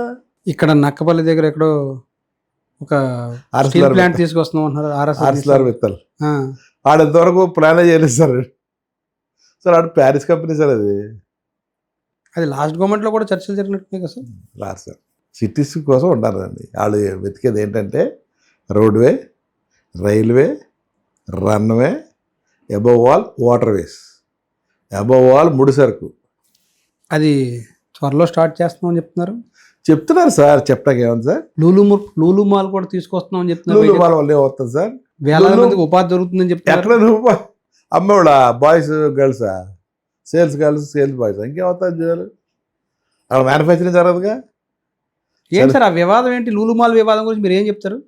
ఏమో సార్, అది ల్యాండ్ ఉంది కదా సార్, దాన్ని లుల్లు మాల్కి ఇచ్చేస్తామని చెప్పి టీడీపీ వాళ్ళు ఇచ్చి అన్నారు కదా సార్ అంతకుముందు. ఒక 200-300 కోట్ల రూపాయల వాల్యూ, అది గవర్నమెంట్ సైట్. అది అవును, అది జగన్ గారు వచ్చి పర్సనాలు తీసుకుని ఆడాడో డాట్ అని చెప్పి మ్యాన్ ప్రపోజెస్ గాడ్ డిస్పోజ్ లాగా ఆడ చెప్పాడు కాబట్టి నేను ఇవ్వను. సరే ఏంటి ఇప్పుడు మళ్ళీ తెర మీకు వచ్చింది? లూలు మాల్ని ఇచ్చారుగా, ఇస్తున్నారు 200-300 కోట్ల లుల్లు రూపాయలు. మాల వల్ల ఉపాధి ఎలా కలుగుతుంది చెప్పండి? నాకైతే ఎకానమీ అర్థం కాల. లుల్లు మాల వల్ల బిల్డింగ్ కడుతున్నారు, బిల్డింగ్ కట్టినంతసేపు బిల్డింగ్ వర్కర్స్కి ఉద్యోగాలు ఉంటాయి. ఆ బిల్డింగ్ వచ్చిన తర్వాత అక్కడ వాటర్ ఎవరు ఇస్తారండి? కింద అండర్ గ్రౌండ్ వాటర్, ట్రాఫిక్ ఎవరు చూస్తారండి? లైట్ లెవెల్ పెడతారండి? లా అండ్ ఆర్డర్ ఎవరు చూస్తారు సార్? అక్కడ ఎవరైనా ఉత్పాదకం జరుగుతుందా? సర్వీస్ సెక్టర్ జరుగుద్దా? ఉద్యోగాలు ఏం రావంటారా? ఎందుకు వస్తాయి సార్? అంటే మాల్లో పనిచేసే ఉద్యోగస్తులు అంటారా? బాయ్స్ అండ్ గర్ల్స్ అంటారా? ఐటీ కంపెనీలు చాలా విశాఖపట్నం తీసుకొస్తున్నాం అని చెప్తున్నారు సార్. చెప్తున్నారు సార్, నేను ఎక్కడ చెప్తున్నాను? నేను చెప్తాను సార్, నేనే చెప్తాను సార్. ఒక సీనియర్ ఐఆర్ఎస్ అధికారిగా 10 ఏళ్ళు పొలిటికల్ గా ఉన్న అనుభవంతో ఏం చెప్తారు? రావు సార్, రావు. నాకు వినాయక అబ్బాయి అన్నాడు, వినాయక డబ్బులు ఇచ్చా, 1000 కోట్లు ఇచ్చా, ఇస్తే చైనా వెళ్ళాడు, వద్దురా బాబు అని చెప్పా. పరిగెత్తుకు వచ్చాడు. వచ్చేసిన తర్వాత మా ఫాదర్ సెంటిమెంట్ ఇండియాలో ఎక్కడికి వెళ్తాడు? బాంబే వెళ్తాడు, బెంగళూరు వెళ్తాడు, కలకత్తా వెళ్తాడు, మద్రాసు వెళ్తాడు. మరి ఇలాగైతే నువ్వు అమరావతి ఎందుకు వస్తాను ఆయన? చెప్పు, నాకు చిన్న విషయం చెప్పు. వ్యాపారం చేయను, 1000 కోట్లు ఇచ్చా నీకు, అమరావతి వస్తావా? ఎప్పుడు అభివృద్ధి చెందుతుంది సార్ ఆంధ్రప్రదేశ్ రాష్ట్రం? ఇలా అయితే లేదు కదా సార్. బిల్డింగ్లు కడితే వ్యాపారం వచ్చేది సార్, బిల్డింగ్లు కడతామంటే రాజధాని వచ్చేది సార్. రాజధాని నిర్మాణం సర్వేగంగా చేస్తున్నాము, టెండర్లు కూడా సార్. రాజధాని పూర్తవుతుంది సార్ ఇప్పుడు? ఇంతకీ లేదు, పూర్తి అయిపోయింది సార్. ఓకే, పూర్తి అయిపోయింది. ఆ ఇడ్లీ షేప్లో ఉన్నదంతా వచ్చేసింది. ఓకే, ఏ షేప్ సార్? ఇడ్లీ షేప్ ఏంటి సార్? ఇడ్లీ షేప్ ఉంది కదా సార్ పాత్ర, చూడలేదా? అంటే మారినట్టు ఉంది కదా సార్ ఇప్పుడు. ఏడు కొన్ని మొత్తంలో గ్రాఫిక్స్ పెట్టి ఇడ్లీ పెట్టారు కదా సార్, ఇడ్లీ పాత్ర పెట్టారు కదా సార్. సార్ ఎన్నో వచ్చేది అనుకోండి సార్. ఓకే, బిల్డింగ్ల వల్ల వ్యాపారం వచ్చేది సార్, జీతాలు వచ్చేస్తాయా, ట్యాక్స్లు పెరిగిపోతాయా, మ్యానుఫ్యాక్చరింగ్ స్టార్ట్ అయిపోద్దా, సర్వీస్ సెక్టర్ స్టార్ట్ అయిపోద్దా, రోడ్లు స్టార్ట్ అయిపోతాయా, కార్లు స్టార్ట్ అయిపోతాయా, వాళ్ళ బిల్డింగ్లు వచ్చేస్తే అయిపోతాయి సార్. ప్రజల్లోకి వెళ్తే మమ్మల్ని ఆదరిస్తున్నారని చెప్తున్నారు తెలుగుదేశం పార్టీ. ఏం ఆదరించారో ఏంటో మరి జగన్మోహన్ రెడ్డి గారు ఆయనకి అదేం ఆదరణ సార్? మరి అది మీరే చెప్పాలి. అదే చెప్తున్నా, 175 మీరు 2029కి 175 29 కాదు, మీరు 26 పెట్టే 175. ఇప్పుడు జిల్లా పర్యటనలో జగన్ గారు చూస్తున్నప్పుడు చాలా మంది ప్రజల దగ్గర నుంచి పెద్ద ఎత్తున స్పందన లభిస్తుంది. ఏం చెప్తారు మీరు? 175 సార్, నాకు తెలిసింది అదే, నాకేం తెలియదు, నాకు భాష రాదు సార్. అంటే ఆయన అన్న మాటను పట్టుకుని మీరు అంటున్నారా, లేదంటే కనుక నాకు అనిపించింది సార్ ఇది. అప్పుడు మీరు 11-10 అన్నారు అంతే. అప్పుడు ఇప్పుడు 175 నమ్మకంగా ఉంది. అంటే ఎందుకు మీరు జనాల్లో తిరుగుతున్నప్పుడు వ్యతిరేకత కనిపిస్తుందా, లేకపోతే ఏంటి అసలు? రకరకాలు సార్, ఆయనకున్న సపోర్టు, ఆయన ఉన్నంత వరకు ఆయన వేసిన స్కీములు, ఆయన చెప్పిన మాటలు విషయంలా అనిపించింది సార్. ఇందాక చెప్పాను చూసారా, ఆయన ఎగో ప్రాబ్లము, అందరూ అది ఇదని అనుకున్నాం సార్. ఓకే, అనుకున్న తర్వాత ఇప్పుడు వీటి సంగతి చూసాం సార్. పవన్ కళ్యాణ్ని అలాగే ఎప్పుడు మొత్తం మోర్చరావో తెలీదు. బీజేపీ వాళ్ళు ఎప్పుడు దేశం మీద చదువుతారు వాళ్ళు. ఈ టీడీపీ అయితే P4 అంటున్నాడు, ఈయన P4 అంటాడు, అమరావతి అంటాడు, లేకపోతే ఏదో అంటాడు, విశాఖపట్నం ఏదో మాట్లాడుతుంటాడు పాపం. ఇక లోకేష్ గారు నుంచి సరే ఇంకేం సార్, రెడ్ బుక్ రాజ్యాంగం నడుస్తుంది, వైఎస్ఆర్సీపీ నేతలందరి మీద కష్ట సాధింపులు చేస్తున్నారు, అక్రమ కేసులు బనాయిస్తున్నారు అనేది మీ నాయకుడు జగన్మోహన్ రెడ్డి గారు చెప్తున్నారు. మీరు ఏమంటారు అసలు? కరెక్టే అంటే ఏ విధంగా? కరెక్టే అంటే ఏ విధంగా అక్రమ కేసులు? నవ్విన కేసు, ఏడ్చిన కేసు, దగ్గర కేసు, టాయిలెట్కి వెళ్తే కేసు, వెళ్ళకపోతే కేసు, కష్ట సాధింపులు ఉన్నాయంటారా? ఈసారి లేకుండా ఎలా ఉంటాయి సార్? మరి 19-24 మధ్యలో కష్ట సాధింపులు చేయలేదు మీరు ఎవరు? నీవు నేర్పిన విద్య నీరజాక్షి అంటారు చూసారా. కొద్ది గొప్ప ఉండొచ్చేమో, కొద్ది గొప్ప మెజారిటీ, బట్ డెఫినెట్గా కక్ష ఉంది సార్. ఇప్పుడా మీరు నాటిన మొక్క రేపు వృక్షం అవుతుందనేది పదే పదే జగన్మోహన్ రెడ్డి గారు చెప్తున్నారు. మీరేమంటారు? No comments. ఏడాది పాలనలో ప్రజలకు ఇచ్చిన హామీలన్నింటినీ నెరవేరుస్తామని తెలుగుదేశం పార్టీ చెప్తుంది. ఏం లేదు సార్. నెరవేర్చట్లేదా? ఎన్నికల ముందు ఇచ్చే హామీలు నెరవేర్చట్లేదంటారా? లేదు సార్. ఇప్పుడు కళ్ళ మనం పేపర్ చూసిన తర్వాత పేపర్ మధ్యలో కూడా కొన్ని అర్థాలు ఉంటాయి సార్. సెంటెన్స్ మధ్యలో ఇన్ బిట్వీన్ లైన్స్ అది కూడా చూడాలి. ఒక ఐఆర్ఎస్ అధికారికి పనిచేశారు. మీకు మామూలుగా ఈడీ మీద సిబిఐ మీద కొంత అవగాహన ఉంటుంది. జగన్ గారి మీద పెట్టిన కేసులు నిలబడతాయి అసలు? నిలబడవు సార్. నిలబడవు. ఏంటి సార్ అసలు ఏంటిది? అది డిస్ప్రపోర్షనెట్ అసెట్ కింద పెట్టారు సార్. ఈయన అప్పుడు పబ్లిక్ సర్వెంట్ కాదు సార్. ఈయన ఈడీ కేసులు ఉన్నప్పుడు ఈయన మీద డిస్ప్రపోర్షనెట్ అసెట్స్ ప్రూవ్ చేయాలి సార్. గవర్నమెంట్ ఈడీ ప్రూవ్ చేయలేదు సార్. అంటే అవి కష్టపూరితంగా పెట్టినవేనా? ఇందిరాగాంధీ సోనియా గాంధీ వీళ్ళు పెట్టిన అప్పుడు అదే చంద్రబాబు వీళ్ళందరూ కలిసి పెట్టింది సార్. ఈయన ఆటం బాంబులు అటోడు సార్ జగన్. ఆయన్ని వీళ్ళందరూ కలిసి కంట్రోల్ చేయకపోతే కంట్రోల్ అవ్వలేదు సార్. వీళ్ళందరూ తినేస్తాడు ఆయన. వీళ్ళ సర్వైవల్ కావాలంటే ఆయన అక్కడ ఉండకూడదు. అందుకోసం పెట్టిన కేసులు ఉంటారు. కానీ అయినా కూడా ఆయన 16 నెలలు జైల్లో ఉండి వచ్చాడు. మళ్ళీ జనంలో తిరిగాడు, పాదయాత్ర చేశాడు. ఆయన 2019లో 151 సీట్లతో భారీగా నెగ్గాడు. జగన్ అంటే అందరికి సార్. ఎందుకు సార్ అంత భయం? ఇన్హెరెంట్గా అంత వర్తున్నాడు. ఆటబాంబ చెప్పాను. ఆటబాంబ ఒప్పుకోడరా ఎవరు? మీరు దగ్గర నుంచి చూశారు కదా. ప్రజల్లో మంచి ఫాలోయింగ్ ఉన్న నేత అంటే జగన్మోహన్ రెడ్డి పేరు చెప్తారు. చాలా దగ్గర నుంచి కూడా చూశారు ఆయన. ఏం చెప్తారు సార్ ఆయన యొక్క ఆలోచన విధానం కావచ్చు, లేదంటే ప్రజల మీద ఉన్న ఒపీనియన్ కావచ్చు, రాష్ట్ర అభివృద్ధి మీద ఉన్న ఒపీనియన్ కావచ్చు, మీరు ఏం చెప్తారు దాని గురించి? దేవుడు ఇచ్చిన వరమో, లేకపోతే నేచర్ ఇచ్చిన వరమో, లేకపోతే తల్లిదండ్రులు ఇచ్చిన వరమో, రాజశేఖర రెడ్డి గారు ఇచ్చిన వరమో, ఆ బాడీ లాంగ్వేజ్ మాత్రం టాప్ సార్. వాడే భాష కూడా టాప్. సిన్సియర్ ఫేస్ ఒకటి ఇచ్చాడు సార్ దేవుడు ఆయనకి. చంద్రబాబు ఫేస్ చూడండి, కన్నింగ్లా ఉంటుంది. మోడీ ఫేస్ చూడండి, కన్నింగ్లా ఉంటుంది. కొంతమంది మొగలు చూస్తే పెట్టాలనిపిస్తుంది, కొంతమంది మొగలు చూస్తే కొట్టాలనిపిస్తుంది అని చూస్తారా. అట్లా జగన్ గారి ఫేస్ చూస్తే combination of so many positive things అండి. నెగిటివ్ థింగ్స్ చాలా చెప్తారు చూసారా, అవి నమ్మదు కదా ఎందుకో. అది లీడర్కి చాలా గొప్ప ఎసెట్ అండి. అది ఎంతమంది ఎన్ని నెగిటివ్ చెప్పినా ఈయన చేయలేడు రే, అలా చాలా అమ్మనే ఆ చెల్లిని ఏదో చేశాడంటారా బాబు, అన్నీ చేశాడు, ఊరికే అలా చేసి ఉంటారు ఏదో. వెళ్తాండి ఫేసు నిజమేనేమో, ఆయన ఆహాభావాలు, ఆయనకున్న ఇది ఈ బాడీ లాంగ్వేజ్ క్యాంపెయిన్ చేయటంలో ఓరు బాబోయ్. ఫస్ట్లో అయితే పిచ్చెక్కిపోయింది చేరినప్పుడు. ఫస్ట్లో పార్టీలు చేరినప్పుడు ఆయన క్యాంపెయిన్కి వెళ్తున్నప్పుడు నేను ఒక్కడే ఉండేవాడు. ఒక్కడే సీట్ లేకుండా ఉన్నాను కదా. అందరు సీట్లు వచ్చేసి ఎవరికాడే బిజీ అయిపోయారు. నేను ఒకటే వెళ్ళిపోయాడికి వెళ్ళేవాడు, బాగా మాట్లాడేవాడు. అయితే నేను ఎప్పుడు నాకు అన్యాయం జరిగింది ఎప్పుడు అనుకోలే. ఆయన జీప్ ఎక్కేసి ఇంత పుట్టుగా ఉంటాడు కదా సార్, పెద్ద ఏమి రాజాన్ బాహుడు కాదు కదా. సో ఎక్కేసి ఇక ఇలా అని వేల మంది గ్రౌండ్ ఎలా కంట్రోల్ చేసేవాడండి బాబు. మాస్ లీడర్ అంటే ఏం చెప్తారు సార్? ఇతనే జగన్మోహన్ రెడ్డి. బాగా మంచి స్ట్రూడ్ బిజినెస్ మ్యాన్ అండి. అంటే ఎలా సార్? చాలా వ్యాపారాలు బాగా బ్రహ్మాండం చేస్తాడు. వెనుకడి నాకు తెలియదు వ్యాపారం ఏంటో. అన్ని వ్యాపారాలు చాలా సక్సెస్ఫుల్గా చేస్తాడని అంటారండి. అంటే ఎందులో అడుగు పెడితే అందులో సక్సెస్ఫుల్ వ్యాపారాలు. భారతీయ సిమెంట్స్ అని, లేదా కొన్ని స్టీల్స్ అని, పవర్ ప్రాజెక్ట్స్ అని ఈ మధ్య చూస్తున్నాం కదా ఎన్సిఎల్టీలో వాటిలో ఆ ప్రాపర్టీస్ లిస్ట్ ఏదో ఉంటుంది కదా, దాంట్లో చూసినప్పుడు తెలుసు నేను మంచి పొటెన్షియల్ ఉన్న కానీ తెలుగులాడు సార్. ఆ ఫ్యామిలీలో పుట్టడం వల్ల మరి ఏం మరి అంత 150 సీట్లు వచ్చి ఎందుకు 11కి పడిపోవడం? 170కి వెళ్తుంది. ఎందుకంటే అంటే మీరు ఇందాక చెప్పినట్టుగా ఆయన ఎరగెన్సీ ఆయన పాడు చేస్తుందంటారా? ఇప్పుడు ఆ మార్పు వచ్చిందంటారా? వచ్చింది. కర్ణుడు దానికి ఎన్నో రకరకాల ఉంటాయి అని కారణాలు. కర్ణుడు చావుకి 1,00,000 కారణాలు అంటారు. అట్లా ఆ టైంలో అలా కలిసి వచ్చింది సార్. ఆ భూచట్టం ఒకటి లాస్ట్లో గుర్తుందా మీకు? ఆ భూచట్టం ఒకటి భూతాన్ని చేశారు.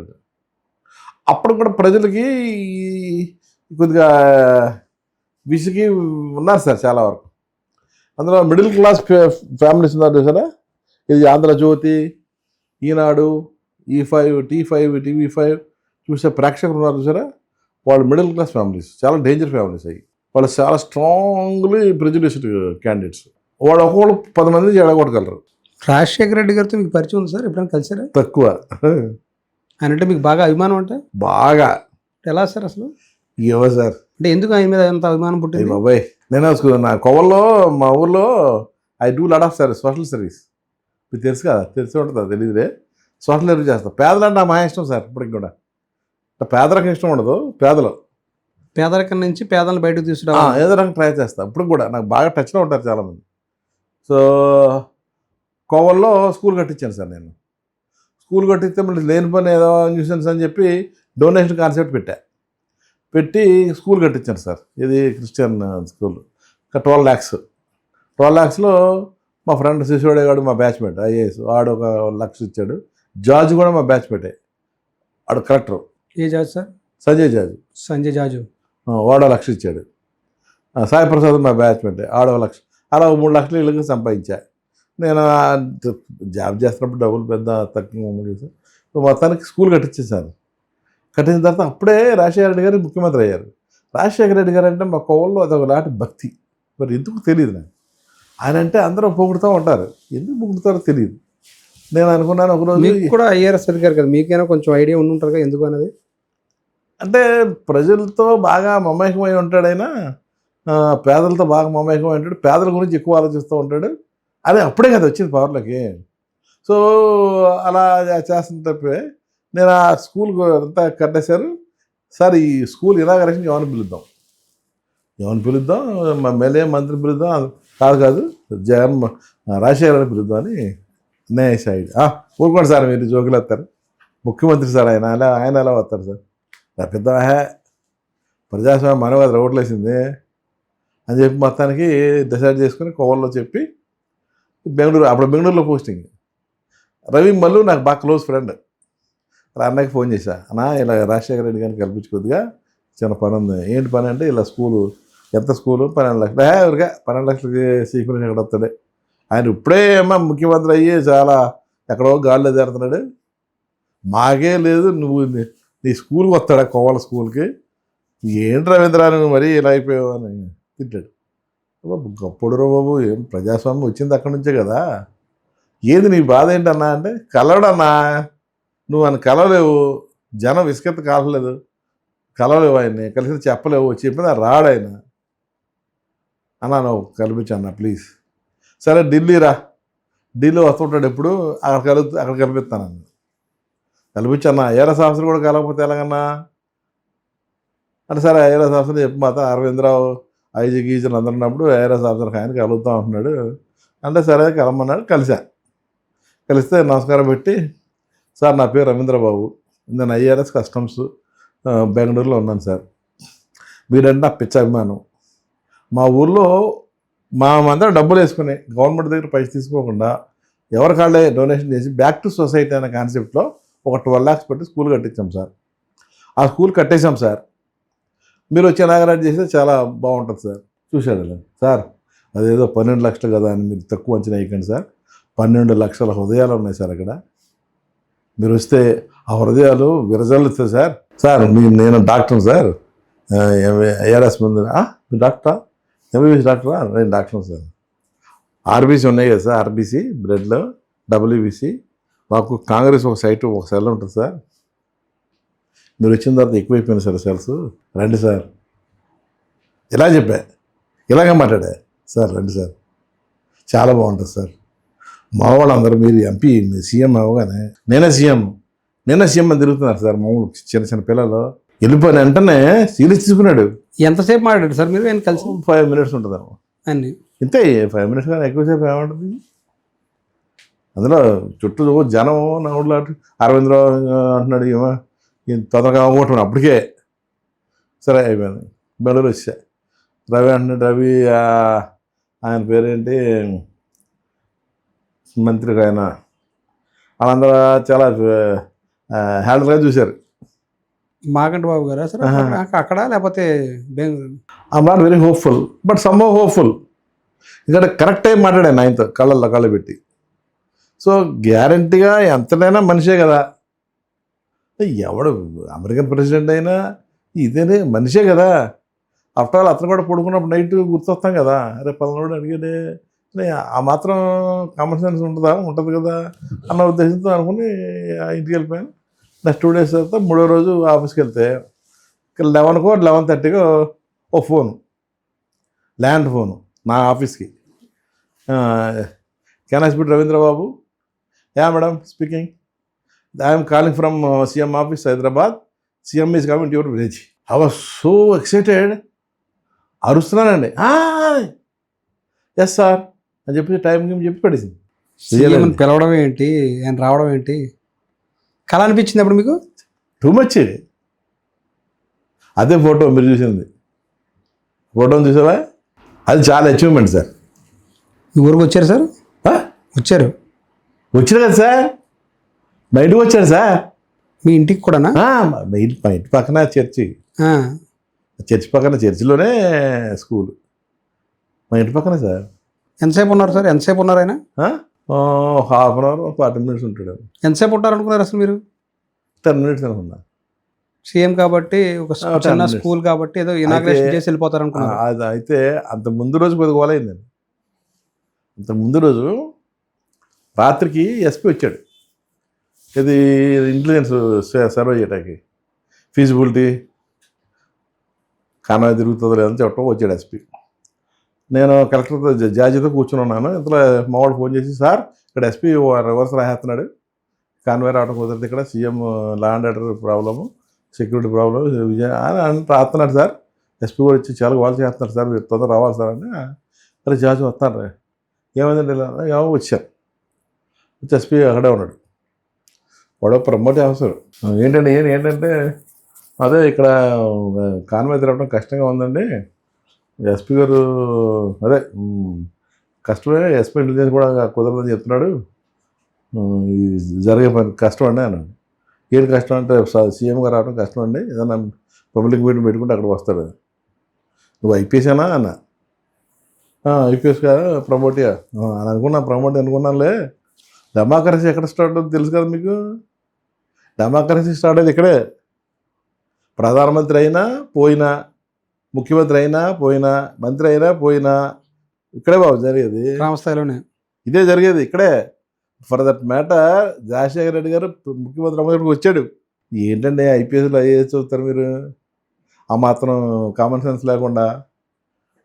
ఏంటండి మాకున్నది లిమిటేషన్స్, మాకున్నాయి ఆర్టూడ్ అని, సరే పోనీ అని చెప్పి నాకు ఎందుకు భయం వేసింది, ఇదేమో పొల్లాడుతున్నాను. జాజీ చెప్పారు ఇలా అంటున్నాడు. నేను చూద్దాం, సీఎం నా మాట వింటాడు, ఈ మాట వింటాడు, అదో మొత్తాన్ని సీఎం వచ్చిన తర్వాత సీఎం నోట్ ఇచ్చాడు. ఊరిదే సార్, అంతా ఉంటుంది సార్, అక్కడ ప్రతి ఒక్కరు సోల్జర్ సార్, కోవాలి సార్, అది సిట్టడల్ సార్ ఫర్ కాంగ్రెస్, జనరేషన్స్ నుంచి సిట్టడల్ సార్ అది అని చెప్పుకొచ్చారు. చెప్తే అప్పుడు తీసిన ఫోటో అది. ఎంతసేపు ఉన్నారు? ఆ మీటింగ్ జరిగింది సార్ అక్కడ? ఒక 10 minutes ఉన్నాడు సార్, 10 minutes ఎక్కువ సార్. బైబిల్ చదివాడు ఆయన, ఆ పక్కన కూర్చొని నించుని బైబిల్ చదివాడు. చాలాసేపు ఉన్నాడండి, హాఫ్ అన్ అవర్ ఉన్నాడండి, బైబిల్ చదివాడు సార్ ఫుల్గా. ఈయన చదివాడు, అక్కడ ఉన్న పాస్టర్ గారు చదివిపించాడు. పబ్లిక్లో కూడా మాడారా? పబ్లిక్ మాట్లాడు. చిన్న మీటింగ్ ఏం జరిగిందా? లేదు, అప్పుడు బాగా బాబు మీటింగ్ పెడదామని ట్రై చేశాడు. చెప్పింది నాకు రంగారావు గారు, కొన్ని రంగారావు పొల్లేశాడు. సర్లేండి, అక్కడ పబ్లిక్ మీటింగ్ పెట్టాడు మేఘాడు బాబు, సీఎం గారు వచ్చారు కదా. ఆ పబ్లిక్ మీటింగ్ స్టేజ్ ఎక్కకుండా కింద కూర్చుని, నేను వచ్చింది కేవలం కోవలి రవీంద్రబాబు అన్న ఆయన giving backs to society concept కింద పెట్టాడు, అందుకే వచ్చాను, గవర్నమెంట్ దగ్గర పైసలు తీసుకోలేదంట, అందుకే వచ్చా, ఈ స్పీచ్లు ఇవ్వడానికి రాలేదు, నాకు ఎందుకో కాన్సెప్ట్ నచ్చింది అని చెప్పి హెలికాప్టర్ ఎక్కించాడండి. ఏం చెప్పారు సార్ అప్పుడు మీ గురించి? కానీ ఇంకేం మాట్లాడారా? నా గురించి ఏం మాట్లాడుంటారు, చాలా బాగా సర్వీస్ చేస్తారు సార్, ఈయనే స్కూల్ కట్టించాడు సార్, ఇదే కాదు కమ్యూనిటీ హాల్ కూడా కట్టించాడు, ఈ రోడ్లో వేయించాడు సార్. అంటే ఇలాంటి సర్వీస్కి ఆయన ప్రభుత్వంతో సంబంధం లేకుండా ఇలా చేయించాడని ఇంప్రెస్ అయ్యాడు. ప్రభుత్వం డబ్బులు తీసుకోగా సార్, అది కావాలి ఇది కావాలి అడగంగా. అప్పటి నుంచి రాజశేఖర రెడ్డి గారు అంటే ఇంకా బాగా మన పెరిగిందా సార్? తొందరగా చచ్చిపోయాడు కదా పాపం ఆయన. ఆ తర్వాత పొలిటికల్గా లేను కదా నేను, అప్పుడు సీరియస్ సర్వీస్లో ఉన్నాను కదా సార్. ఆ సర్వీస్లో ఉన్నా కూడా ఎంతో అభిమానం ఉండేది. మరి అలాంటప్పుడు వైఎస్ఆర్సీపీలో చేరకుండా 14లో మీరు టీడీపీలో ఎందుకు చేరారు? వైఎస్ఆర్సీపీకి వెళ్ళాను నేను ముందు, నాకు కలవడం లేదు, ఎవరు పట్టించుకోలేదు, కలవనవ్వలేదు అసలు. ఎవరి ద్వారా వచ్చారు సార్ ఇప్పుడు? ఈడే బాలసౌరి, నేను మా బ్యాచ్ మేట్ కూడా ఉన్నాడు అభిషేక్ అని, ఐఆర్టీఎస్, ఇద్దరు కలిసి బయలుదేరాను నైట్ 8కి బయలుదేరితే పాత సారథి కూడా ఉన్నాడండి. పాత సారథి కాదు, పాత సారథి అప్పుడు వైసీపీకి కోఆర్డినేటర్ వెస్ట్ గోదావరిలో ఉండేవాడు తోట చంద్రశేఖర్ చూస్తున్నాడు ఈస్ట్ వెస్ట్ ఆడికి వెళ్ళి కలుగు బాస అని చెప్పారు వైసీపీ ఆడికి వెళ్ళా ఆడు పెద్ద పూజ చేశాడు ఆడు. ఆయన సివిల్ సర్వీస్ నుంచి వచ్చారు కదా. శివుడు అయ్యే సార్ మహారాష్ట్ర క్యాడర్ సార్. నేను అక్కడ పనిచేస్తున్నప్పుడు మా బొమ్మడి ఉన్నాడు వీడు ఏదో ఆడంత అని చెప్పి లోపలికి వెళ్ళిపోయాను. నేను కూర్చోబెట్టాడు మా ఆఫీసులో కూర్చోబెట్టి హాఫ్ అన్ అవర్ తర్వాత రవీంద్రబాబు చెప్పమ్మా అంటున్నాడు. ఊరనేయమ్మా పోజింది సరే వాట్ ఎవర్. సో సార్ ఇట్లాగా చేరదాం అనుకుంటున్నాను, డబ్బులు ఉన్నాయా ఇవి ఉన్నాయా అవి ఉన్నాయా అని అడిగాడు. మీరు సార్ కనిపించండి సార్. అలా కుదరదు రవీంద్ర, టైం వేస్ట్ చేయదు, ఇది ఎలక్షన్ టైం ఆడుతుంటాను. ఎలక్షన్ టైం డిసెంబరే కదండి బాబు, ఇంకా జనవరి ఫిబ్రవరి మార్చ్. రవీంద్ర నీ వల్ల కాదబ్బా ఇది, నువ్వు అడిగేది అమలాపురం ఎంపీ తెలుసా, దాని ఆల్రెడీ అయిపోయినాయి అన్నీ. దగ్గరకు కూడా రానివ్వలేదు మిమ్మల్ని. అలా వెళ్ళలేదండి బాబు, నన్ను కల్పించండి సార్ అని గోల. ఒక్కసారి నమస్కారం పెడతాను దూరం నుంచి నేను. వైఎస్ఆర్ మీద అభిమానంతో ఐ వాజ్ వెరీ వెహిమెంట్ సార్. ఓ పక్కన గంట ఇంట్లో ఉన్నాడు, నన్ను రమ్మని గోల, ఏంటి అక్కడికి తిరిగి వస్తున్నావు అని. ఇక్కడికి వస్తున్నాడు చెప్పలే. ఆ తర్వాత బయటకు వచ్చేసిన తర్వాత నువ్వు ఎట్లా కలవాలబ్బాయి ఇన్ని కలిస్తే సరిపోద్ది నాకు, ఎందుకంటే నాకు నా మీద నమ్మకం, నేను కలిస్తే కన్విన్స్ చేయగలను అని వలపనే బాలశివర్ గడికి ఫోన్ చేశాను. అదంతసేపు అన్న నేను కలుస్తానని చెప్పి అప్పుడు నేను ఎంత ఫోన్ చేయలేదు అదవా. సో 2014లో మిస్ అయింది, 19లో పార్టీలో చేరారు. పార్టీలో సంతృప్తికరంగానే ఉన్నారు సార్? పర్వాలా. నేను అసంతృప్తి ఉన్నది పార్టీ పెర్ఫార్మెన్స్ బ్యాడ్ ఉన్నట్టు వల్ల అసంతృప్తి, జగన్ గారి మీద కాదు. అంటే పార్టీ మిమ్మల్ని సరిగ్గా వినియోగించుకోవట్లేదు అనేది అనుమానాలు ఏమైనా ఉన్నాయా సార్ మీకు? లేవు, బాగానే వినియోగించుకుంటుందా మిమ్మల్ని పార్టీ? బాగా వినియోగించుకోవడం అంటే నాకు కొద్దిగా న్యూరోపతి కాళ్ళు నొప్పులు వచ్చాయండి, డయాబెటిక్ న్యూరోపతి వల్ల కొద్దిగా స్లో అయ్యా. అంత 2 years న్యూరోపతి అనుకోండి. అంటే హెల్త్ ఇష్యూస్ వల్ల ఇప్పుడు స్లో అయ్యారు కొద్దిగా. మీకు గొల్లపల్లి సూర్యారెడ్డికి వివాదం ఏంటి సార్? ఇదే ఎంపీ టికెట్ వాడికి 2012లో డిక్లేర్ చేశారు సార్. వాళ్ళ అమలాపురం ఎంపీ గొల్లపల్లి సూర్యరావు అని చంద్రబాబే. ఆయన ఎప్పుడైతే డిక్లేర్ చేశాడు ఈ సెక్రటరీ తిరుగుతున్నాడండి. 2 years తిరిగాడు సార్ పాపం. లాస్ట్లో గంట తీసుకెళ్ళాడు. అప్పుడు నాకు టీడీపీ తెలియదు, బీ ఫార్మ్ తెలియదు, ఎన్టీఆర్ భవన్ తెలియదు, ఏమో తెలియదు. టక్కున లాక్కెళ్ళిపోయాను. అదే నోటి దగ్గర నుంచి ఉన్నది లాక్కెళ్ళిపోయారనే బాధ ఉంది ఆయనకి బాగా. ఆ తర్వాత ఎమ్మెల్యేగా ఆయన పోటీ చేసినట్టున్నారు కదా. ఎమ్మెల్యే పోటీ చేశాడు, ఆయన డబ్బులు నేనే ఇచ్చాను, ఆ డబ్బులు నేనే మళ్ళీ అప్పు తీర్చాను. నాకు తెలుసు ఆయన పడ్డ బాధ. మరి ఆ తర్వాత కూడా రైవల్స్టీ నాతో అసలు రికాన్స్ అవ్వాలా. నన్ను ఎప్పుడు క్షమించారు సార్, ఇప్పుడు కూడా నన్ను కనపడితే మటర్ చేస్తాడు. అంటే టికెట్ ఎత్తుకుపోయినా ఏంటి? ఎత్తుకుపోయినా అంటే ఎంపీగా ఈజీగా అతనికి జీవితంలో అంత కోరికాడు సార్. అతను మంత్రులు చేశాడు, ఎమ్మెల్యే చాలా చేశాడు. సో జీవితంలో కోరిక ఏంటంటే ఎంపీ అవ్వాలంట. ఎంపీ అవ్వాలనుకున్న సందర్భంలో మీరు దెబ్బేశారు. లాగేసాను అలాగా, మీ ప్రమేయం లేక దెబ్బ. అది నాకు పడ్డా చాలా బాధపడతా. మీరు కలిసే ప్రయత్నం చేస్తారు అసలు? ఎప్పుడైనా చేశారు అలాగా అతనితో మాట్లాడే ప్రయత్నం కానీ? చాలా మరి నాకు ఎమ్మెల్యే కదా, నేను ఎంపీ కదండి, నాకు ఎమ్మెల్యే కదా. నేను ప్రతి కాన్స్టిట్యున్సీకి 1 crore 2 crores 3 crores 4 crores పంచిపెట్టేవాడు every year. నాకు వచ్చిన ఎంపీ లాంటిదే కాకుండా ఈ సిఎస్ఆర్ నెంబర్ లాక్కొచ్చాడు కదా. ఆ సమయంలో మీ మీద ఏమైనా ఒక మంచి మాట ఎప్పుడైనా చెప్పేవారైనా? నా మీద నేనంటే మహా దుర్మార్గుడు, వెధవా, దేనికి అసలు పనిచేయడు, పనికి మాలిన వెధవా అని పేరు. నేను చాలాసార్లు అయిద్దాను, నన్న మన ఇద్దరు ఒకటే క్యాస్ట్, ఎందుకు వచ్చి బయట కొట్టుకుంటాం అలాగా, అంబేద్కర్ మహానుభావుడు ఇచ్చిన దాంట్లో ఇద్దరు వచ్చాము, తిట్టుకోవద్దు, అయిపోయింది కదా, లోపల తిట్టుకుందా, లోపల కొట్టినాను, పబ్లిక్లో ఏం మాట్లాడద్దు అని చెప్పేవాడు. వినేవాడు కాదు. చదువులేనాడే కదా. ఇప్పటికే అదే కంటిన్యూ అనుకుంటా. నేను అయితే పెద్ద పట్టుకున్నాండి. ఆయనతో కాకుండా ఇంకొక 2 ఎమ్మెల్యేలతో కూడా కొంత వివాదం నడిచింది అంటారు. తోట తిరుమూర్తుల అమలాపురంలో అప్పుడు ఎమ్మెల్యేగా పనిచేసిన హైదరాబాద్ ఆనందరావు ఎవరు? ఆనందరావు కాంట్రవర్సీ, ఆడతో కాంట్రవర్సీ డబ్బులండి.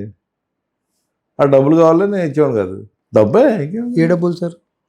సార్ ఇసుక, మట్టి, సిఎస్ఆర్, ఎంపీ ల్యాండ్స్. అంటే మీరు ఎంపీ ల్యాండ్స్ అవి ఇచ్చేవారు కదా, లేకపోతే ఏంటి అసలు? ఇచ్చేవాడి. ఏంటి అసంతృప్తి వేదాడు, అసంతృప్తి ఉంటాడండి ఎప్పుడన్నా. డబ్బు 7 ఎమ్మెల్యేలు సగం మంది ఎమ్మెల్యేలతో మీకు సరిగ్గా పడింది కదండి అసలు. ముమ్మడి వరం ఏమో బుచ్చిబాబు సార్ టాపు నేనంటే, అనంత కూడా బాగానే ఉండేవాడు. పీ కనవరం ఏమో ఆయన చచ్చిపోయాడు పాపం, ఆడు డబ్బులే. రాజువారేమో ఈడు గోల్పల్లి సూరం, ఆడు డబ్బే. ఇక మండపేట ఏమో మన ఈయన విఘ్నేశ్వరరావు విఘ్నేశ్వరరావు. కొత్తపేట ఏమో జగ్గిరెడ్డి. మరి అప్పుడు వైసీపీ ఆయన ఎవరైనా చెప్తాడు నా క్యారెక్టర్, ఆయన చెప్తాడు నాకు ఆ క్యారెక్టర్. రామచంద్రపురం ఏమో ఈయన తోట తిరుమతులు. జగ్గిరెడ్డి చెప్తాడు ఆ క్యారెక్టర్. అప్పుడు కరెక్ట్గా నా క్యారెక్టర్ జడ్జిమెంట్ అది. నేను అందరూ టీడీపీ, అతను ఒక్కడే వైసీపీ. ఎక్కడ జిల్లా పరిషత్లో కానీ ఎక్కడైనా సరే సార్ నాది పెద్ద హిస్టరీ ఉంది సార్. జిల్లా పరిషత్లో ఒక ఆవిడని వీళ్ళు పట్టించుకోవట్లేదు, రాజేశ్వరి అని. టీడీపీ అందరూ హేళన చేస్తున్నారు ఆవిడ. ఎవరు సార్ ఆవిడ? రాజేశ్వరి. ఏంటి సార్ ఆవిడ? MLA, Paderu MLA. ఆవిడని హెకిలింగ్ చేస్తున్నారు. పాడేరు కాదు, రంపచోడవరం. హెకిలింగ్ అంటే వ్యంగ్యంగా మాట్లాడుతున్నారు. జిల్లా పరిషత్ చైర్మన్, కలెక్టర్ అందరూ నిలబడ్డారు సార్. నిన్న పెద్ద చరిత్ర అది. ఏం మాట్లాడుతున్నారా మీరు? ఆవిడ ఏం మాట్లాడుతున్నారు అర్థమైందా మీకు? పిచ్చిగా మాట్లాడుతున్నారు తెలిసిందా? ఆవిడ చెప్పింది మా వినకపోతే నక్సలైట్లు అయిపోతారు అందరూ చెప్పారండి. జగ్గిరెడ్డి దగ్గరికి ఒకసారి ఇనాగరేషన్కి వెళ్ళామండి ఏదైనా ఒక బిల్డింగ్కి. ఇనాగరేషన్కి వెళ్తే మనోడి పేరు లేదు, సత్యానంద్ పేరు ఉంది. సత్యానంద్ ఇన్ఛార్జి. ఇదేంటి ఎమ్మెల్యే గారు జగ్గిరెడ్డి కదా, సత్యానంద్ ఇన్ఛార్జి కదా, ఆయన పేరు ఉందేంటి అని మా పిఎల్ని అడిగాను. సార్ అంతే సార్, ఆచారం అంతే సార్, మన అధికారుల ప్రభుత్వం మరి టీడీపీ కదా సార్. గెలిచింది తీడి కదా, ఆచారవంతులు గెలిచినట్టు తీసేసి మరి ఆయన పెడతారు. మరి తప్పింది. అక్కడ జగ్గిరెడ్డి లేడు కూడా, అది ఎమ్మెల్యే గారు లేడేంటి, అది పిలవటం ఏంటి, ఏంటి ఇది? ఫోన్ చేస్తారు మీరు అంటే? ఫోన్ చేయడం కాదు సార్, నేను నా వల్ల కాదని చెప్పి వచ్చాను సార్ కార్యక్రమం. నేను రేపని లేదు, నేను మీ ఇష్టం ఏజెంట్ చేసుకోండి కార్యక్రమం వచ్చాను సార్. ఇప్పుడు కానీ అడగండి జగ్గిరెడ్డి చెప్తాడు. జగ్గిరెడ్డి అమ్మ బాబోయ్ రవీంద్రబాబు గారు అంటాడు. తెలుగుదేశం పార్టీ ఇప్పుడు లిక్కర్ స్కామ్ జరిగింది లాస్ట్ 5 ఏళ్ళు. అదేవిధంగా శాండ్ పెద్ద ఎత్తున స్కామ్ జరిగింది. లిక్కర్ స్కామ్లో ఇప్పుడు మిథున్ రెడ్డి వరకు కూడా అరెస్ట్ని తీసుకెళ్లారు. తెలుగుదేశమా? లాస్ట్ 5 ఏళ్ళలో జరిగింది ఇప్పుడు కూటమి ప్రభుత్వంలో వాళ్ళు అరెస్టులు కూడా చేస్తున్నారు. మిథున్ రెడ్డి వరకు వెళ్ళారు. ఏంటి సార్ లిక్కర్ స్కామ్, ఇసుక స్కామ్ ఇవన్నీ జరిగాయా? ఉడిదే ఏంటి సార్ ఇదంతా మరి? సార్ ఇప్పుడు లిక్కర్లో మనకు వచ్చే ఇన్కమ్ జిఎస్టీ ఏదో ఉంటుంది, ట్యాక్స్ ఏదో ఉంటుంది కదా, లిక్కర్ మీద కట్టేది ఎక్సైజ్ ట్యాక్స్ కడతారనుకుంటా. ఎంత ఏదో రావాలో దాకా డబ్బులు వచ్చింది సార్. 3,500 కోట్ల రూపాయలు కుంభకోణం అంటున్నారు. అది ఇష్టం సార్. జగన్ గారి మీద నేతి బీరకాయల నెయ్యి ఎంత ఉంటుందో ఈ సిట్ దారిలో స్కాండల్ అంతే నిజం ఉంటుంది. మీరు చూస్తూ ఉండండి వినాయక్ గారు, ఏదో ఒక రోజుని సిట్ అయిపోద్ది, పడిపోద్ది. అంటే స్కామ్లో నిజం లేదా? నిలబడదు సార్. ఎక్కడి బ్రోకో ఎక్కడ ఉంది సార్? అక్కడ ఎవడో కట్టాడు, ఎవడో పెట్టాడు, అబ్రవరేజ్ మధ్యలో వీళ్ళు తీసుకున్నారు, వీళ్ళు ఏంటి సార్ ఇది కథ? ఇందులో రాజ్ కసిరెడ్డి పేరు ఇంక్లూడ్ చేశారు, తర్వాత ఏమో మిథున్ రెడ్డి పేరు ఇంక్లూడ్ చేసి ఆయన అరెస్ట్ చేశారు, చివరెడ్డి భాస్కర్ రెడ్డి అరెస్ట్ చేశారు అన్నారు, ఆడిటర్ ఎవరో గోవిందప్ప అన్నారు.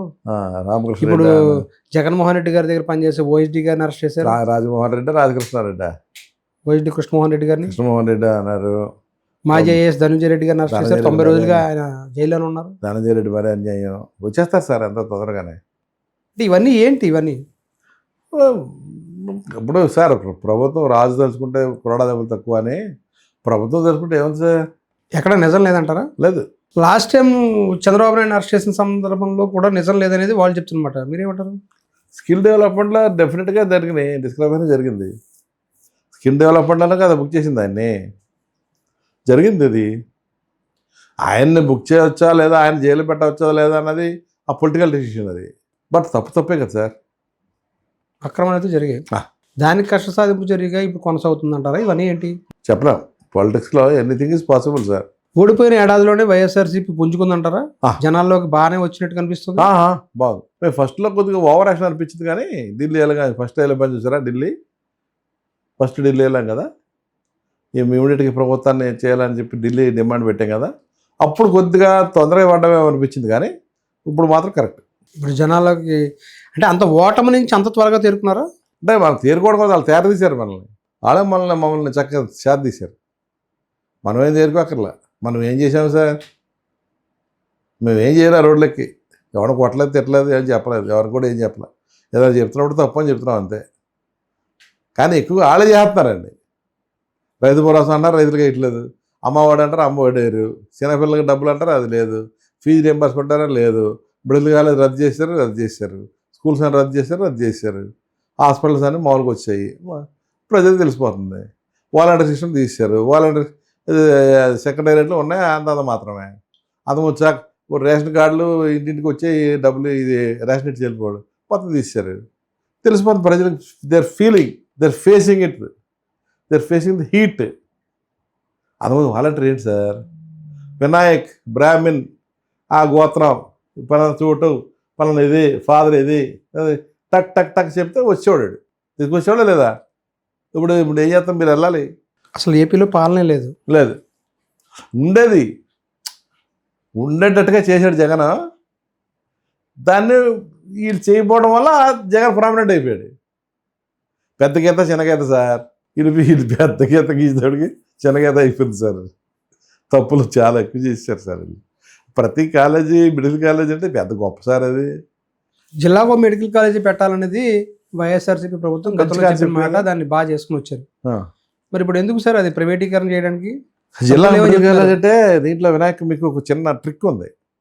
జిల్లా మెడికల్ కాలేజ్ అంటే సరదాగా ఇది స్లోగన్ కాదు. ఇది మన ఉక్రెయిన్కి రష్యాకి వార్ జరిగింది, గుర్తుందా?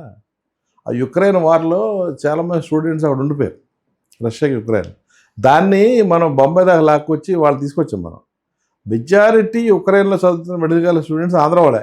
వాళ్ళందరూ మనకు జిల్లాకి ఎంత సర్దుకుంటా పోతే ఇంకా మిగిలిపోతారు. అంటే జిల్లాకి రెండు మెడికల్ కాలేజ్ ఉండాలా అనిపిస్తుంది. వాళ్ళందరూ ఆంధ్రాసే. ఆ ఉక్రెయిన్ వచ్చినప్పుడు నేనే కొద్దిగా చేశాను కోఆర్డినేషన్ బాంబే ఎయిర్పోర్ట్లో. ఎంబీబీఎస్గా చెప్పండి, మీరు ఒక డాక్టర్గా జిల్లాకు మెడికల్ కాలేజ్ ఉండడం అత్యవసరం ఉంటారా కాదంటారా? జిల్లా ఒకటి కాకపోయినా జిల్లాకి 3 జిల్లాలకు ఒకటైనా పర్లేదు, ఒకటైనా ఓకే డాక్టర్స్. మరి ఇప్పుడు ఆ జిల్లాకు ఒక మెడికల్ కాలేజీని కూడా ప్రైవేటీకరణ చేయడం అనేది తప్పు. ఏమంటారు? తప్పు సార్. ప్రైవేటీకరణ అనేది చాలా తప్పు సార్. ఇండియాలో ప్రైవేటీకరణ అనేది చాలా తప్పు సార్. చంద్రబాబు నాకు ఫస్ట్ నుంచి అదే కదా ప్రాబ్లము. మోడీ గారితో మాకు అదే కదా ప్రాబ్లము. అటు ఏది గవర్నమెంట్ ఎక్కడ ఇచ్చాడు సార్ అసెట్? సార్ ప్రైవేటీకరణ ఏంటి సార్? గవర్నమెంట్ అసెట్ అమ్మేటివి కదా. ఇప్పుడు మా మదర్ నాకు పని చేయట్లేదు సార్, నా వల్ల మా అమ్మ వాళ్ళ పని లేదు, అమ్మేస్తాడు సార్. గవర్నమెంట్ కంటే కొన్ని అసెట్లు ఉండాలి కదా సార్. మా అమ్మ, నాన్న, మా అక్క, చెల్లి, తమ్ముడు, అదొక సపోర్ట్ సిస్టమ్ కదా సార్. ఏమి లేకుండా అమ్మేస్తారంటారు ఏంటి సార్? వైఎస్ జగన్ భద్రత విషయంలో ప్రభుత్వం నిర్లక్ష్యంగా ఉంటుందా? ఈ పార్టీ నేతలు పదే వెళ్ళి కంప్లైంట్ కూడా నెగ్లెక్ట్గా ఉన్నా సార్, జగన్మోహన్ రెడ్డి గారికి ఉండకుండా ప్రజల ఆదరణ ఎక్కువైపోతుంది సార్. చివరికి ఏమైపోయిందంటే ఈగ వలన ఈగనే ముక్కలు చేసేస్తున్నారు ప్రజలు. భయపడిపోతున్నారు సెక్యూరిటీ వాళ్ళు. జగన్ ఎడి తిరిగి ఒక్కసారి వేసాడు అంటే చచ్చిపోతారు రా కొడుకు. ఇలా అంటే చూసారా, ఇలా అంటే వేసాడు ఇట్లా అట్లా ఉంటుంది. 2029కి వైఎస్ఆర్సీపీ ఎలా ఉండబోతుంది? ఈ 4 ఏళ్ళు పార్టీని ఏ విధంగా ముందుకు తీసుకెళ్ళబోతున్నారు సార్? ఆటోమేటిక్గా ముందుకు వెళ్ళిపోద్ది. మనం విన్నా లేకపోయినా వాళ్ళు నడిపించేస్తారు మనల్ని. మనం వాళ్ళ అజెండా పట్టుకు వెళ్ళిపోతే సరిపోద్ది. కొత్తగా అజెండా క్రియేట్ చేసుకోక్కర్లేదు. వాళ్ళు ఏదైతే తప్పులు చేస్తారో ఆ తప్పులు ఒకటి వెళ్ళిపోతాయి. సో ఆ చేత 175 వచ్చారు. ఇప్పుడు ఎవరినే పెట్టుకోవాలన్నది ఇది ఆలోచించుకోవాలి. ఇక తప్పుడు అడుగు లేకుండా ఇవరే కాదు. మళ్ళీ పవర్ దగ్గరికి వచ్చేటికి పవర్ వస్తే ఎవరికైనా మళ్ళీ తలకాయ తిరుగుతుంది కదా. పవర్ కరప్ట్స్ అండి. Absolute power, absolutely. 2026లో మీకు ఎమ్మెల్సీ పూర్తవుతుంది. మళ్ళీ అయినా ప్రత్యక్ష రాజకీయాల్లో సార్ ఏముంది సార్? ఇంకా మీరు ఇంకేమి పోటీ చేయరా? పోటీ చేసాక ఏం స్కోప్ లేదు కదా. ఉందా స్కోప్ లేదు అంటే ఏ ఫ్యాక్టర్లో చెప్తున్నారు? ఎలక్షన్స్ లేదు, ఇండైరెక్ట్ ఎలక్షన్స్ లేవు. 26 తర్వాత అంటే 29కి అని నేను చెప్తున్నాను. 29 చేస్తాం. బరిలో నిలబడతారా? అప్పుడు అమలాపురం ఎంపీ అనుకోవచ్చా, లేకపోతే దేనికి? ఆశీర్వాదం బట్టి,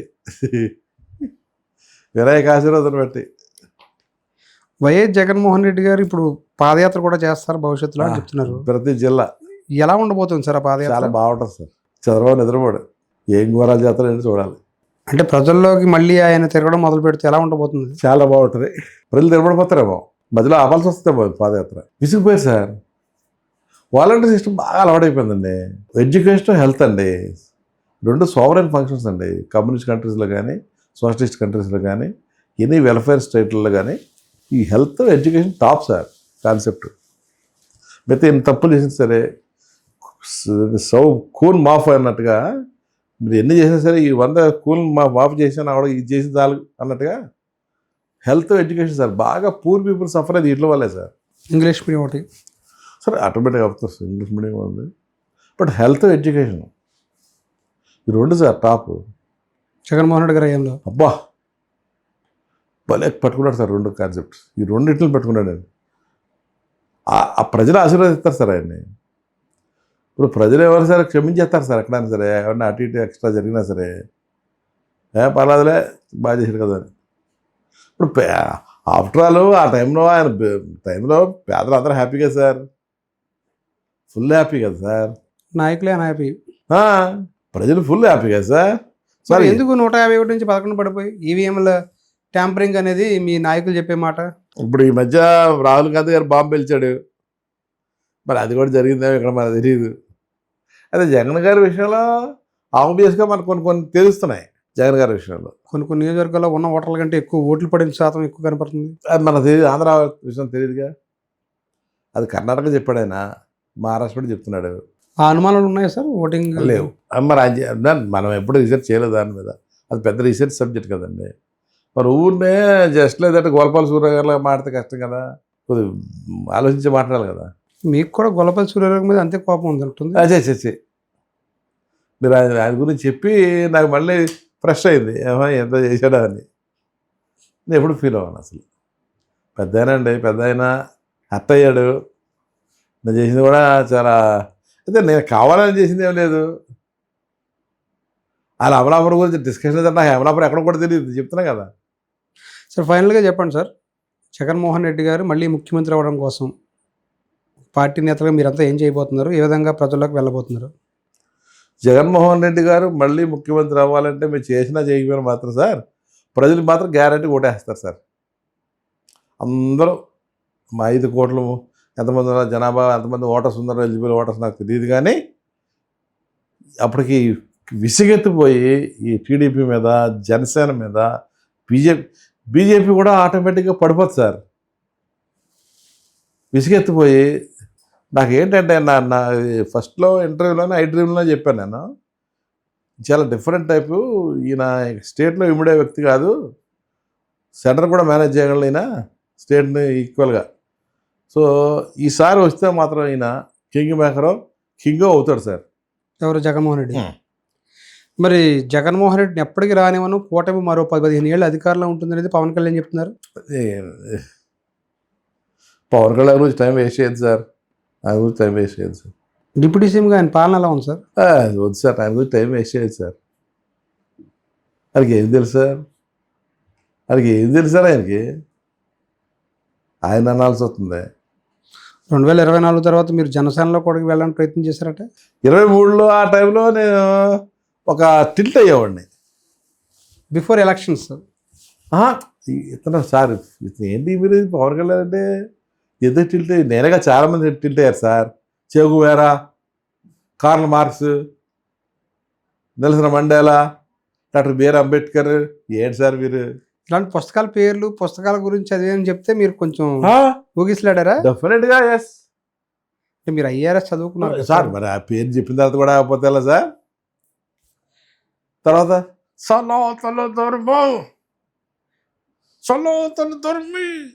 ఇప్పుడు సనాతన ధర్మం ఏమైంది సార్? ఇప్పుడు హిస్టరీ వచ్చినట్టు ఏంటి సార్? ఇప్పుడు ఏమైంది మరి? 1 year బట్టి కూడా ఆయన ఈ సనాతన ధర్మం హిందూ మొత్తం మేము కాదా హిందువులు? మరి మీరు కాదా హిందువులు? ఎవరు కాదు హిందువులు? డిప్యూటీ సీఎం అయిన తర్వాత ఆయన తమిళనాడులో కూడా పర్యటించారు, ఇతర రాష్ట్రాల్లో.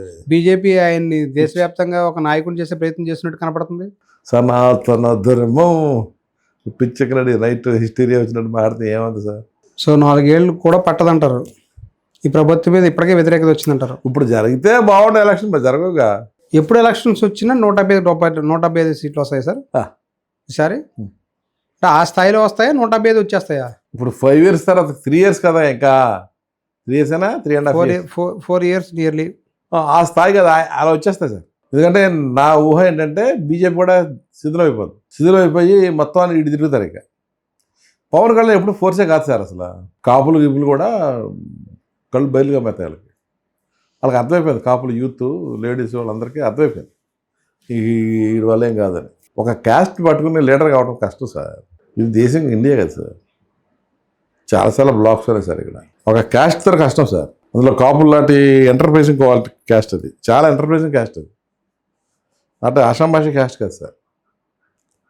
వాళ్ళు చాలా మంచి డబ్బున్న వాళ్ళు, మంచి అగ్రికల్చర్ ల్యాండ్ ఉన్నవాళ్ళు, వ్యాపారం చేస్తున్నారు, ప్రెస్ ఉంది, సినిమా ఫీల్డ్ ఉంది, మ్యానుఫ్యాక్చరింగ్ ఉంది, సర్వీస్ సెక్టర్ ఉంది, హాస్పిటల్స్ ఉన్నాయి.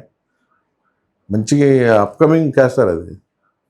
ఆల్మోస్ట్ చౌదరీస్, కమ్మస్, రెడ్డిస్ వాళ్ళలాగా మంచి క్యాస్ట్ సార్. వాళ్ళని ఒక లీడర్ వచ్చి వాళ్ళని అమాయకంగా ఇష్టం వచ్చినట్టు మాట చేయడం అనేది జరగదు సార్. వాళ్ళు ఏమి ముఖ్యమంత్రి కోరుకునే పరిస్థితి ఉండదంటారా? ఏది సార్ వాళ్ళకి అవసరం ఏంటి సార్? కావాలంటే ఇప్పుడు ఎవరు రెడ్లు చేయించుకోలేరా? వాళ్ళు కమ్మలతో చేయించుకోలేరా? వాళ్ళకి పవన్ కళ్యాణ్ నాటి స్వర్ణం అవుతాం రూపమే అని కావాలా? అది ఇప్పుడు ఏం మాట్లాడతారు వాళ్ళకి తెలియదు. ఇప్పుడు టాటా ఉన్నాడు సార్, బిర్లా ఉన్నాడు సార్, రిలయన్స్ ఉంది, అడాని ఉన్నాడు. వాళ్ళకి ఎంపీ అవ్వాలా సార్? వాళ్ళు సీఎం అవ్వాలా? పనులు చేయించుకోవాలంటే అవ్వక్కర్లే కదా. అట్లాగే కాపులు పని చేసుకోవాలంటే పవర్ కళ్యాణ్ కావాలండి sir. Okay sir, thank you very much. Doctor Pandula Ravindrababu మనోగతం. మరో వారం మరొక అతిథితో కలుద్దాం.